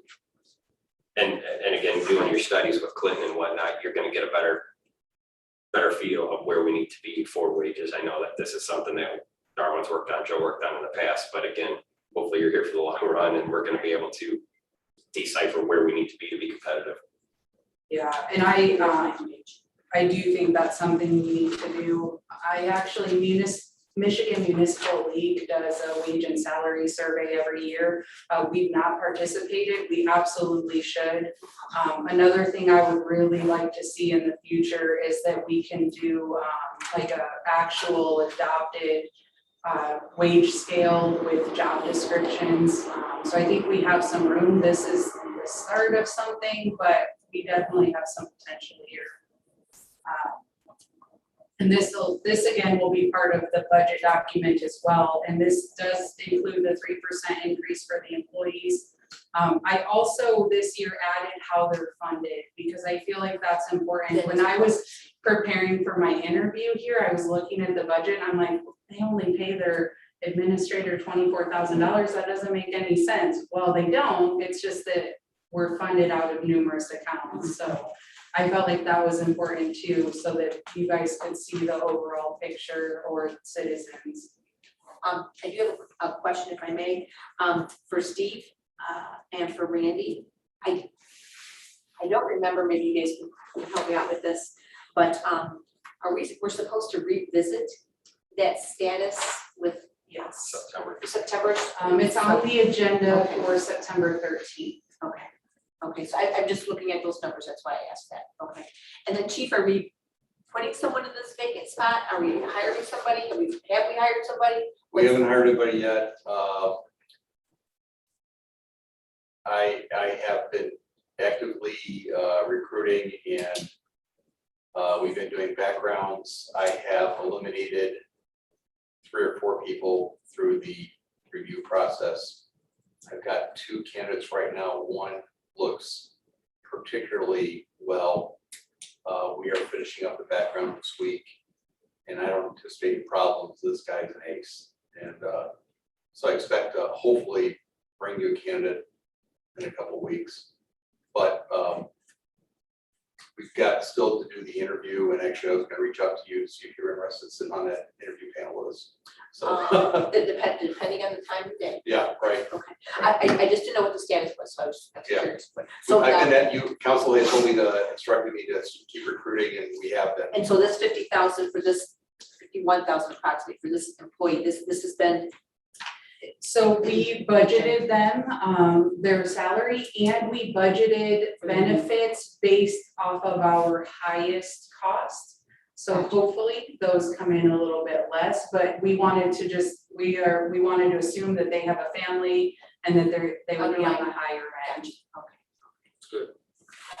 And then also included that for the new employee. You had section, I thought, for the new employee, the new hires for the police officers. So that would be in your operating and In the that's- operating, yes, okay, so Correct. that's in that. Yes, section that already. is Gotcha. included as well. Gotcha, okay. And then the last thing was for Heather, I think we're supposed to revisit her position as well. I can't remember if it's an October date or a September date. Okay, And that's supposed to be with the Parks Rec thing and with her DDA position, yes. So I just know that that's supposed to be another revisit. I don't know if I have that one on my radar. Okay. Well, let me clarify. I actually do have it on my radar. I don't know that it was scheduled or I didn't know there was a specific time frame that was supposed to come back, so. I think we just said we're gonna get her through the pool season. Get through the pool Yeah. season, so I figured it's September, October. Is when we're, Okay. there wasn't like this October 1st date or anything like that. Because we But it was do need to revisit look at that. We have some major budget limitations with that position. So I guess as we progress through the budget, when we get to the rec budget, it's, I think we have a ton of potential, but until we can grow that fund a little bit and develop it, we're kind of restricted. On the flip side of that, I think Heather does a lot. And I don't want her to get to the point where she's burnt out either, and then we lose And that was a all of concern. the good work that That we she had talked does about for initially the as well. village. We knew how critical getting the pool open on time and moving along with that was. So that's what was a revisit after the pool season. Okay, so maybe, let me talk to her some more and let's maybe talk about that when we discuss the pool at the committee of the whole meeting and kind of that dynamic. I did budget it the way it is currently for next year, so we may need to talk about that too. Okay, thank you. Talk about ARP or whatever. You guys didn't figure out a plan for the roof on the water treatment plant, did you, for this year? Yep, I have That it is in this included in year's this year. budget, yes. Or that's, Oh, So I guess really quick, if you go through each, and I say really quick, we can always have our meeting Wednesday, but if you continue to go through, so general fund is probably the most the next tab 3 is streets, and then you've got DDA Main Street, which has been reviewed by their board, building, recreation, everything like that. Everything in all of those budgets, it has the capital projects, so if you, again, I listed them on the side, but looking at tab 13, if you go to whatever fund you're inquiring about, so let's specifically talk about water real quick. And I hope I didn't short you guys again. I'm gonna have to take your binders back and redo these, sorry. So under water treatment plant, what we have budgeted for some larger projects this current upcoming year, we have 2 low service VFDs. We have to repair our rear gate, caustic storage, roof replacement, 2 large chemical feed pumps, 2 spill containments, and then we're carrying forward the tower generator purchase, which we talked about at the last meeting. So a total of $207,000. And that's just for the treatment plant. We also have $42,500 for water distribution, which is service line replacements, lead-free parts, Sherman Street hydrant repair, the North Lane hydrant, either removal or add, nice. and some meter replacements. So in our water and sewer funds, we're making some really good progress. I actually am not proposing that we increase rates this year. Now, with that being said, the only reason I'm not proposing is because we did recently increase them. I do absolutely think next year we need to talk about the recommended 3 to 5% increase. Again, we're doing really good in these funds. We're going to check off some big projects. So these are being funded with our current village funds outside of any ARPA funding. So we still have some room to utilize. When did we begin our new rates? What was the date? Do we know? Was October Was it 1st. October 1st? I hesitate about that. I only hesitate because that's something that we have preached about, that we're supposed to learn from our mistakes, and And I do understand where you're coming from, completely. On the flip side of that, I think that it is very, wise of us to make sure that we're not overcharging as well. So let's talk about this, because again, that's my recommendation. If we want to go a different route, we can. The reason I'm not recommending it is because we are getting a good portion of projects done.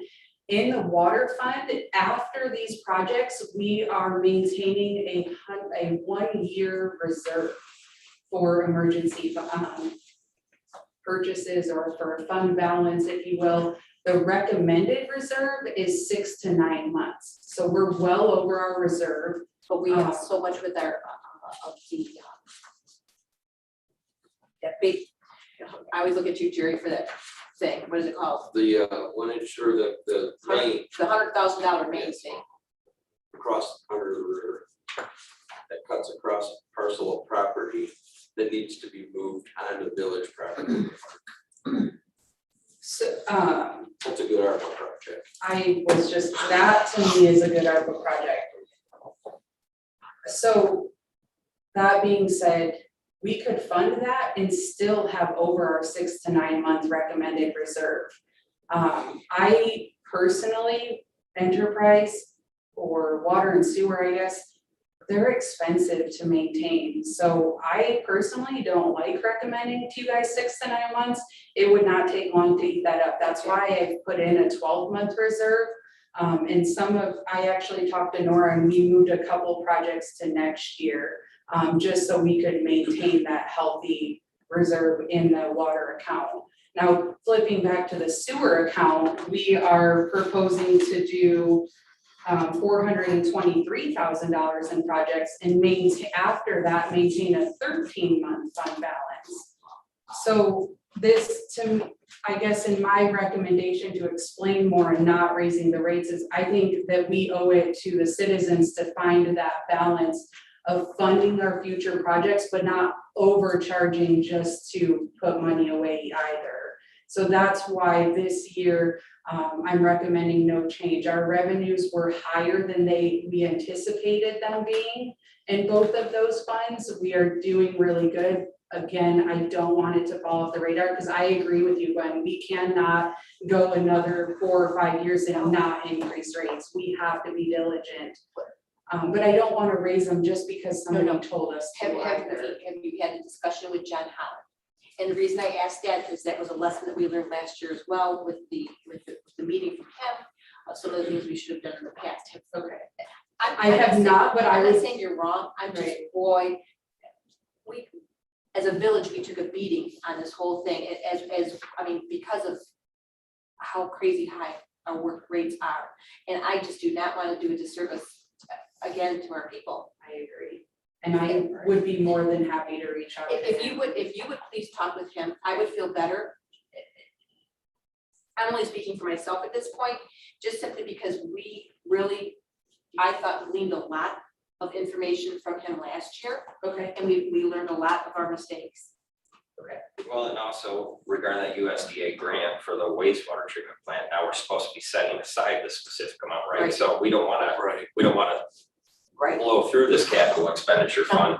That was factored in there with the additional raise in rates to set that aside for the large scale projects. And we have to keep that in check. We can't just say, oh, we're doing well this year because we overcharge people and then we're gonna fund these It almost sounds like additional we requests. overcharged, and I don't want to get that Well, impression. we didn't. We did, but we didn't. That's correct. Because we have to, we can't expend those additional revenues. Revenues. You know what I'm talking about? I do. Because due to that loan, we have to save There has for to be those that future savings. projects. Correct. Right. Yeah, so I mean, that's what we I need to say. absolutely don't think we overcharged. What I think we did is we overprojected a 1 year. I think we increased our fees to kind of cover probably a 2-year range rather than a 1. I don't think we're overcharging, because he's absolutely right. Brandon and I talked about this today. We have our payment, and he's gonna get me more information on this, so I know better, but we have our payment for the USDA loan once that comes up. But then we also are required for that loan to put a certain amount of funding away every year, which needs to be budgeted. We also have some major needs coming up. Like I said before, it's expensive. I mean, we need a third oxidation ditch. Oh my We need God, to yes. replace rotors. I mean, there's some things in here that I don't even have cost estimates Well, for that need to stay on here And that was too. something I know that I talked to Steve about as well, is that, okay, the bond, our loan has gone ahead and is paying for the water treatment, wastewater treatment portion of it, but there's all this other stuff that is not paying for, Correct. and that's A lab. exactly. Yes. So that's why I'm going about this no rate, because I can only imagine the lab, that thing is, as you've been out there, you know what it looks like. It's archaic, it's not up to date. And we need it to be up to date. So you're saying the capital expenditures that you're saying, the 292 in the water and the 505 in the sewer, that's not including whatever we're setting aside required by the USDA loan to say this is part of it. That is included in what I projected to you guys. So what we're required to set away, plus all of these additional capital projects to start making progress on those needs, is included in what's being proposed. And after all of those expenses, you have healthy fund balances.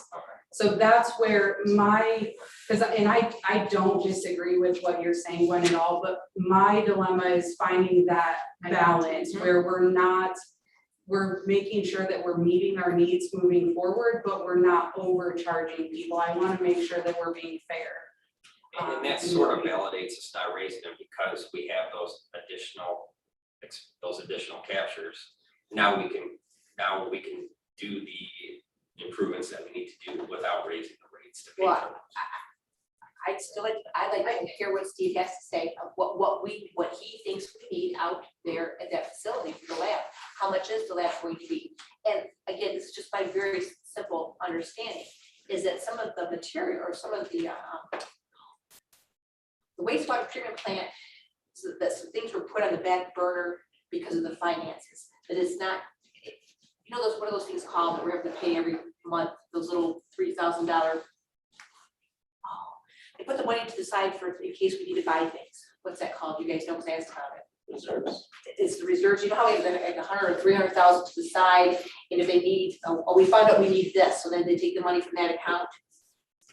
Whatever those things are called. Sorry, I do reserves.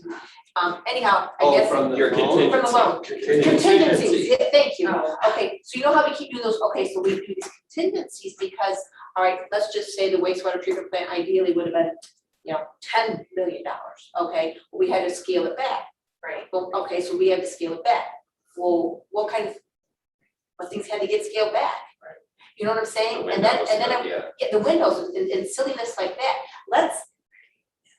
We need to get this thing up and into the 21st century. And I'd like to hear really what Steve's thoughts are and Randy's with what needs to be done out there still. And I did get a list, so that is in here. Randy actually provided me a list. Okay. I did talk to Steve about everything on the list. He agreed with it. So you'll see, but this is where this is where it gets hard because I don't have a cost for these things. Right. I talked to Randy, but it's so outside of getting an engineer, it's gonna be hard to nail these down.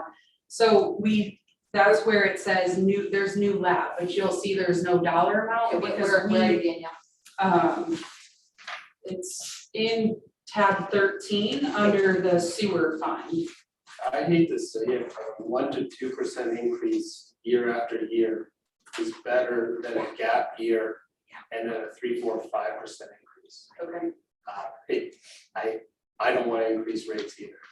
People took a huge hit.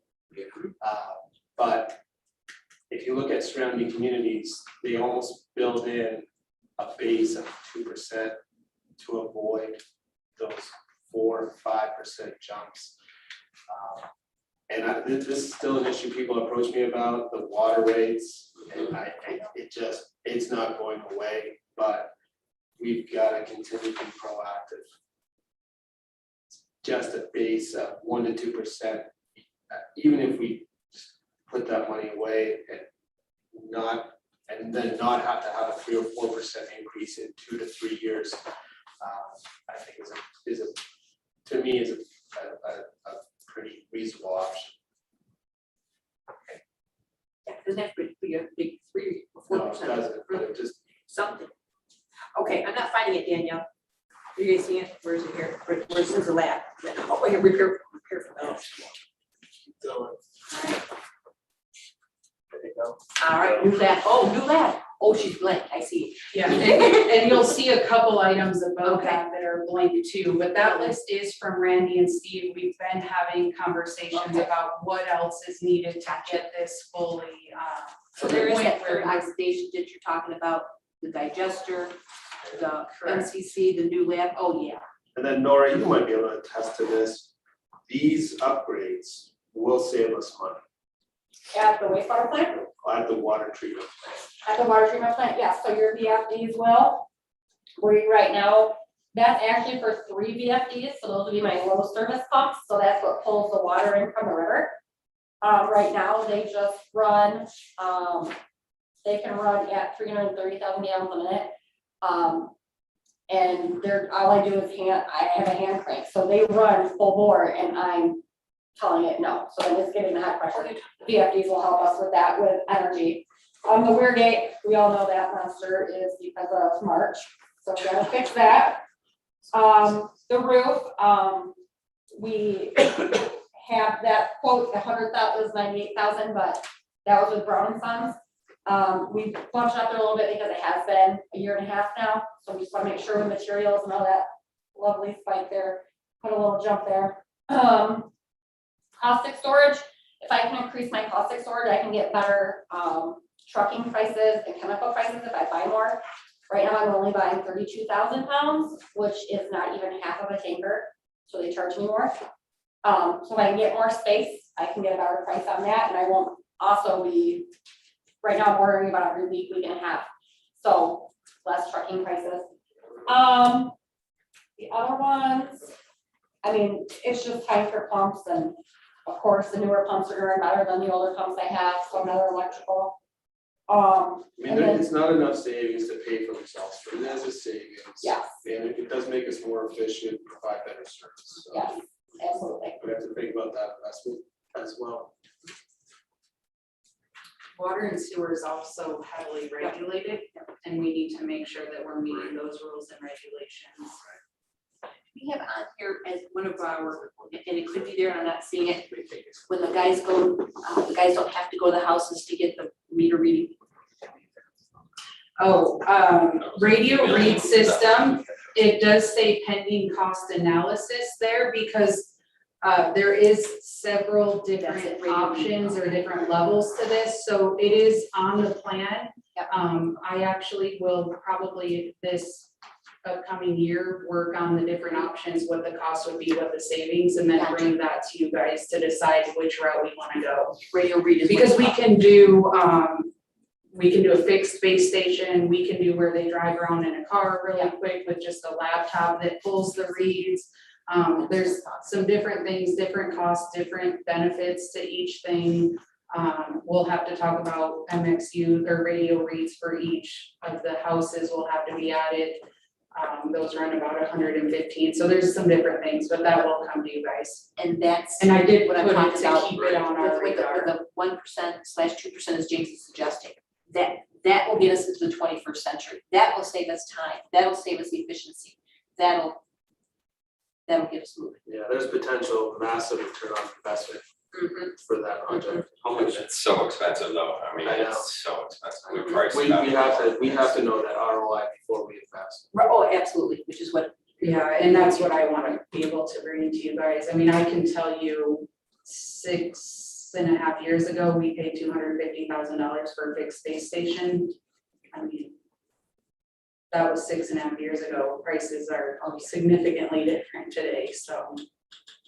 But something we need to look at. Right. See if it pays off. If it doesn't, great. If it does, let's take a look. I'd like to also know how much time Brent and his guys spend And that'll be part of that walking review. the town Yeah. and manually reading all of those. Pretty much a week, one man, I think is one. Not seen in the sewer fund, then you've got it in the capital improvement fund, that Beagle Road Lift Station, correct? So it's not budgeted for in your proposed budget, it's in the capital.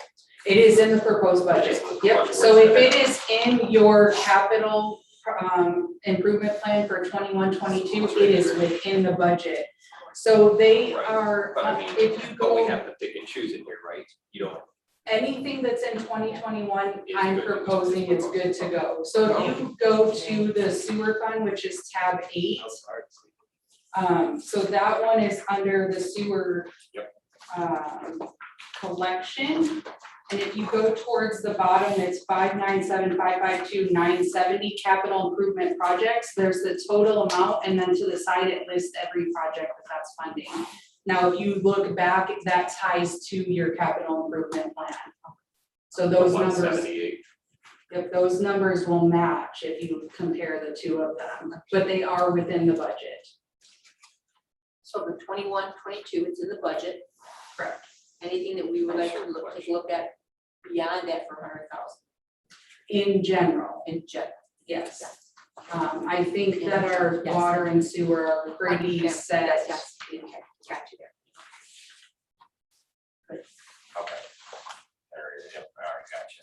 And then DPW truck, you have that? for Yes, this? so that is in motor vehicle, and actually, I'm glad you brought that up, because I want to talk about that too. So we have Where am I gonna find this game now? so a couple spots, if you go to tab 13. Yeah. And at I think it's the very last page is the motor vehicle fund. Yep. We have $45,000 for a DPW truck with blades. Yes. I've actually, Chief knows, he also has a need for a vehicle that I pushed out a year. What I would like to do is budget for the DPW one, but I think we have a really good opportunity to possibly get a capital facilities grant, which would pay up to 35%. So I'm still doing some digging on that because I'm trying to figure out if we could apply for one grant for both vehicles and get a little more bang for our buck. So we can afford the one truck. I may potentially come back to you guys if I find out we can do both, so, which would be great. Hopefully that'll cover some of our expense there cost, but for right now, it is just the one truck, and DPW severely needs a vehicle. Yes, they do so. Well, not to drag it out, but with ARPA, then since we've got the roof taken care of, two things I talked with Danielle about previously, I think, as we talked about that water line under the river. Absolutely. And I think a back truck, because once the DPW starts having to check out these, What's a back truck? when they're checking for the lead copper pipe testing or at the meter, that's gonna be our staff doing that. It's gonna be our employees doing that. By whether we go in with a few other municipalities and we all, chip in, or if we buy it and then rent it to them, we need to look at different options, but that's gonna save them time and money to start digging into those holes and getting that cleaned out and figuring out what we gotta do there, because we have how many, what did he say, 600 And what is water it? lines that we gotta check? What is So the it? bag truck, it sucks the water and the dirt and the muck out, so that they don't have to dig such a large hole that they kind of Oh, pothole okay, down to. okay. So it actually does a few things. We Okay. currently in our budget, we budget $20,000 to pay somebody with a back truck to come do sewer cleaning, and they run our sewer lines.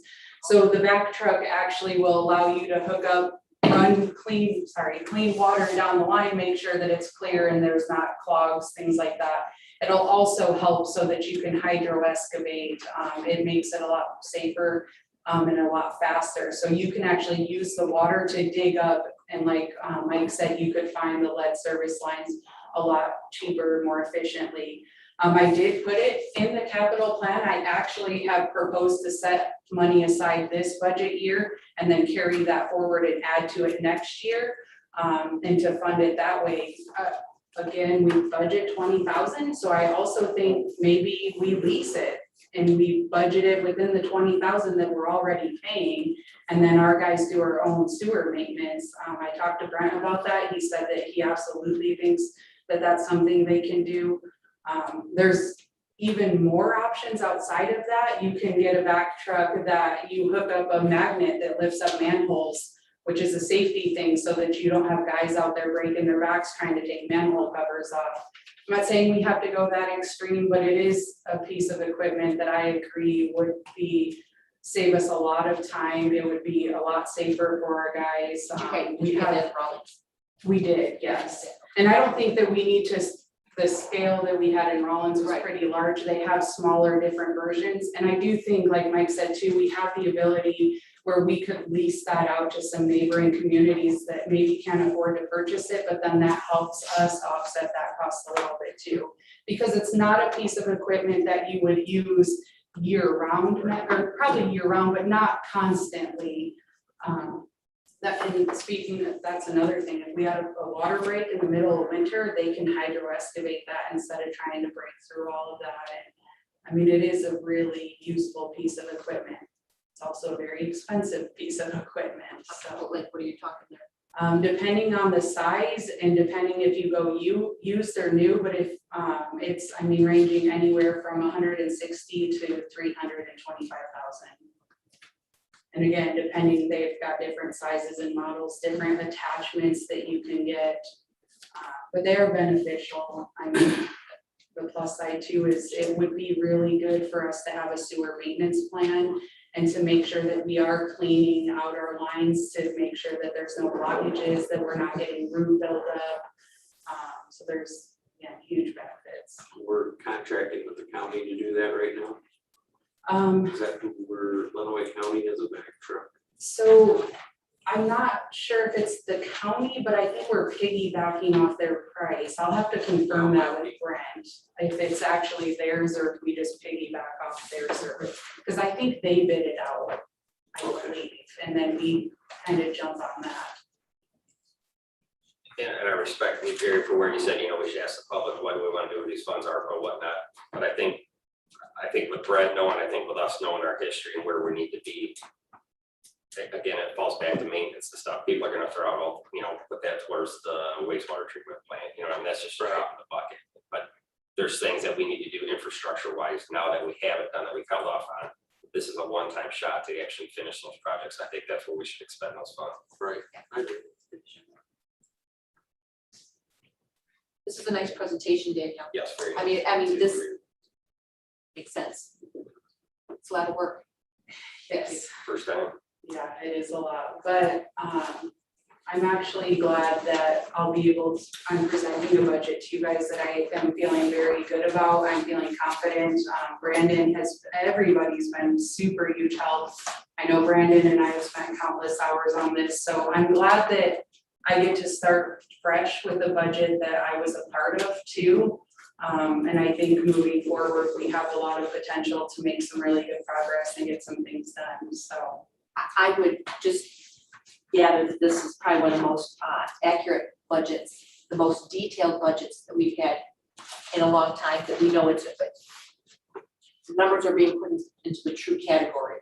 It really is showing how much it does cost for whatever it is. So nice job, you guys, really, nice job. It's a big deal. Yeah. So thanks, Brandon, thanks, Lisa. If you guys take a Thanks, look at Nora. page 11 or Seriously, tab 11, that's big stuff. this is kind of an important sheet here. This is what we used in the past. If you look at the last column there, Danielle is recommending quite a change from the municipal street fund. And remember when we sat down here last year with Joe, he was going to try to build up those street funds to say, okay, future infrastructure projects, much like we're doing with the sewer funds. I asked her this question today, are we still going to be able to continue milling and keeping up with the sidewalk infill replacement, that sort of stuff that we tried to accomplish. And she was confident in that, but just know that we're not setting aside those funds for the larger scale infrastructure, street, sewer, water improvements that we said we were going to do last year.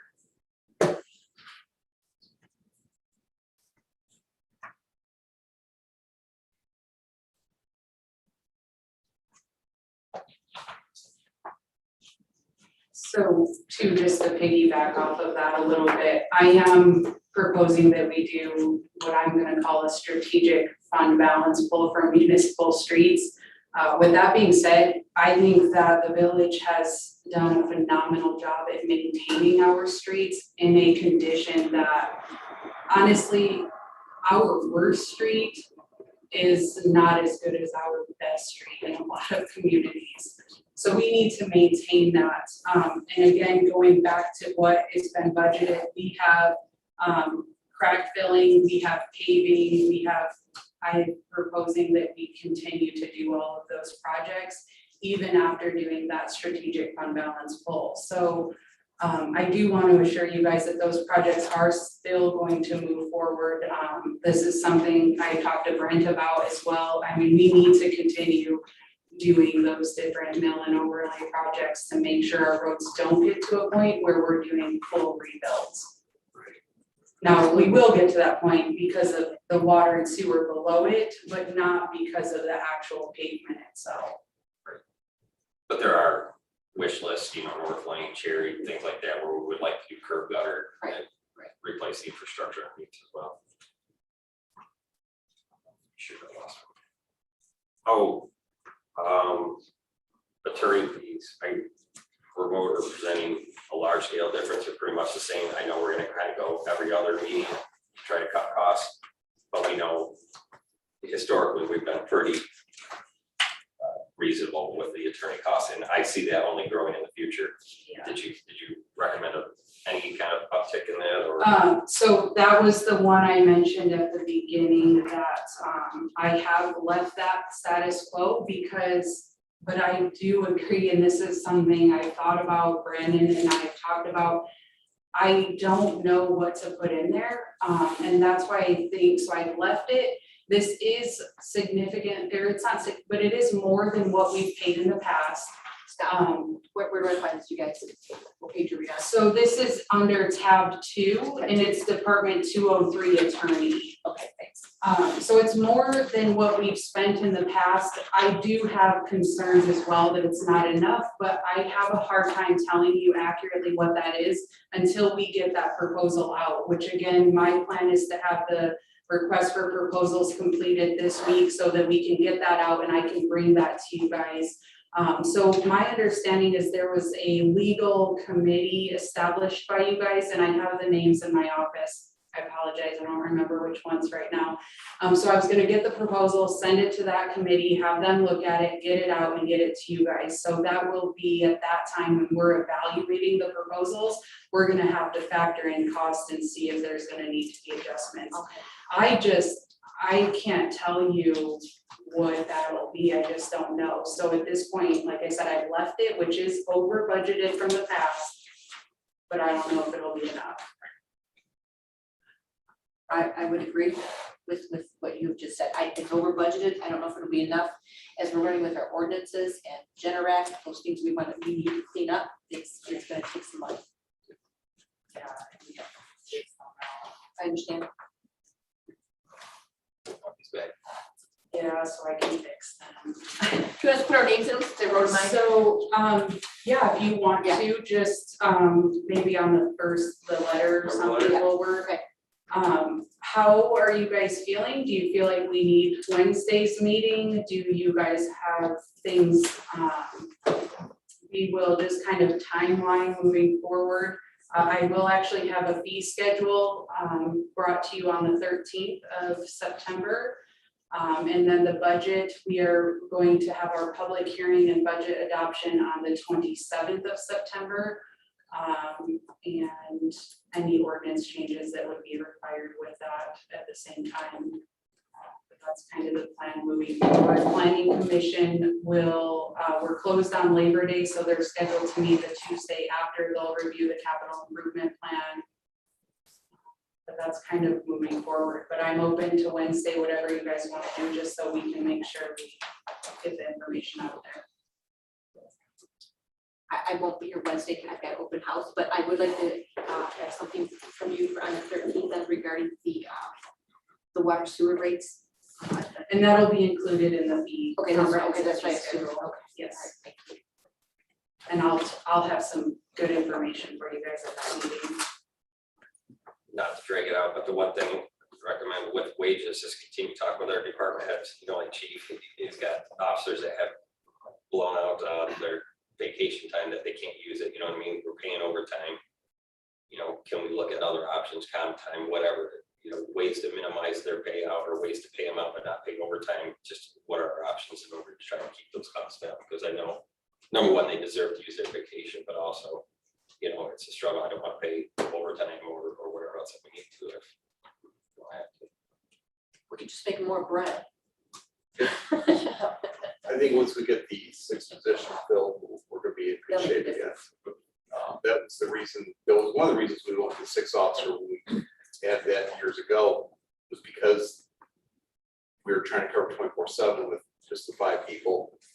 And we got in situations where one officer was taking PTO, but we were gonna pay someone else overtime to cover it. So we were robbing Peter to pay Paul, so to speak. But with the 6 officers that alleviate that, people are able to use their PTO time, and we've been able to avoid people hitting their caps. So that was one of the problems that we did solve with that. So. And continue the 24/7 coverage, Yes. which I think the town has stated they want. But we can absolutely look at that, because I will say, I think across the board, every department, we have people wearing multiple hats and doing a lot, so. I think that's something that'll evolve. I mean, we need to update our policies. Like I said, we need to do some job descriptions, wage scales, a lot of different things that I think they're gonna kind of all be intertwined with each other, but definitely on my growing list of things to do, so. Will the health insurance be one, is that gonna be part of the fees that you're thinking about then too, Danielle, or not yet? So the fees that I will bring to you on the 13th are actually just fees that we charge, so our water rates, our zoning, our building Those fees, permit fees, okay. those types of fees, not the insurance. I will look at, I'm gonna start looking at well before the March deadline, and start working with Franklin Benefits, like Lisa mentioned, and get in front of them and say, hey, we need to do some things to make sure we're keeping this as low as possible.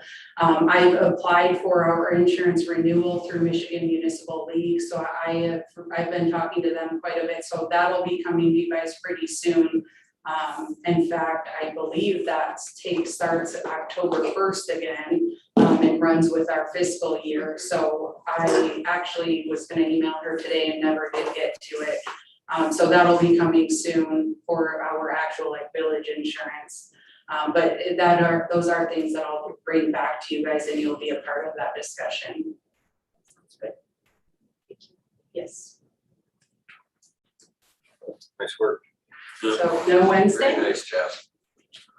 I don't need Wednesday. No, I'm just gonna say, last year was my first budget on council, and I felt like I was swimming.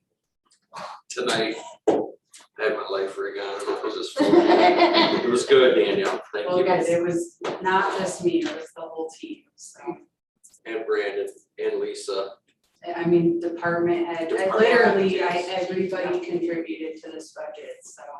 I have been driving them crazy. I'm like, look at this budget, so they've been great, honestly. Do you think, from your experience, Dora, it's probably one of the most thorough budgets that you've seen?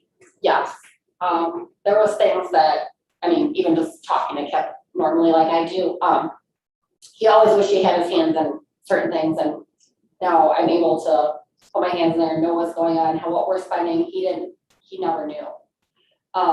So it's been really eye-opening. And I watch it each month, where things are going, which Somebody tells before me you do that.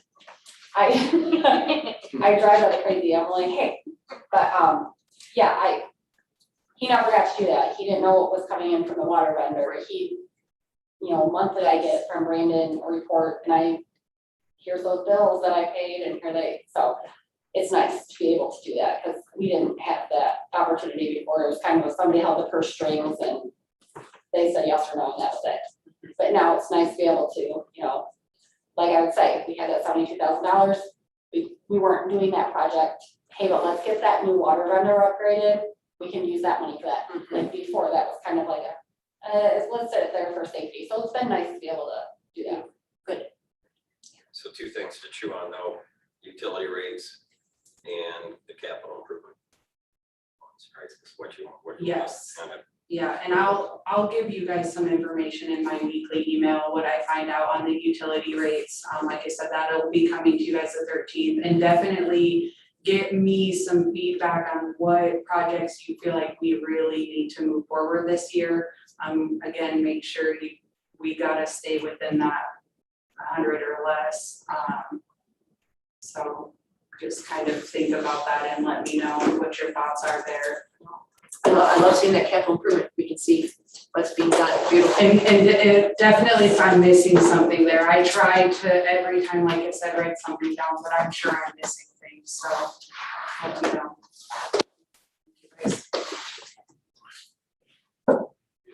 Sweat that memory. Thank you. No, we're good. Good job. Thanks, Danielle. Thank you guys. Thank you.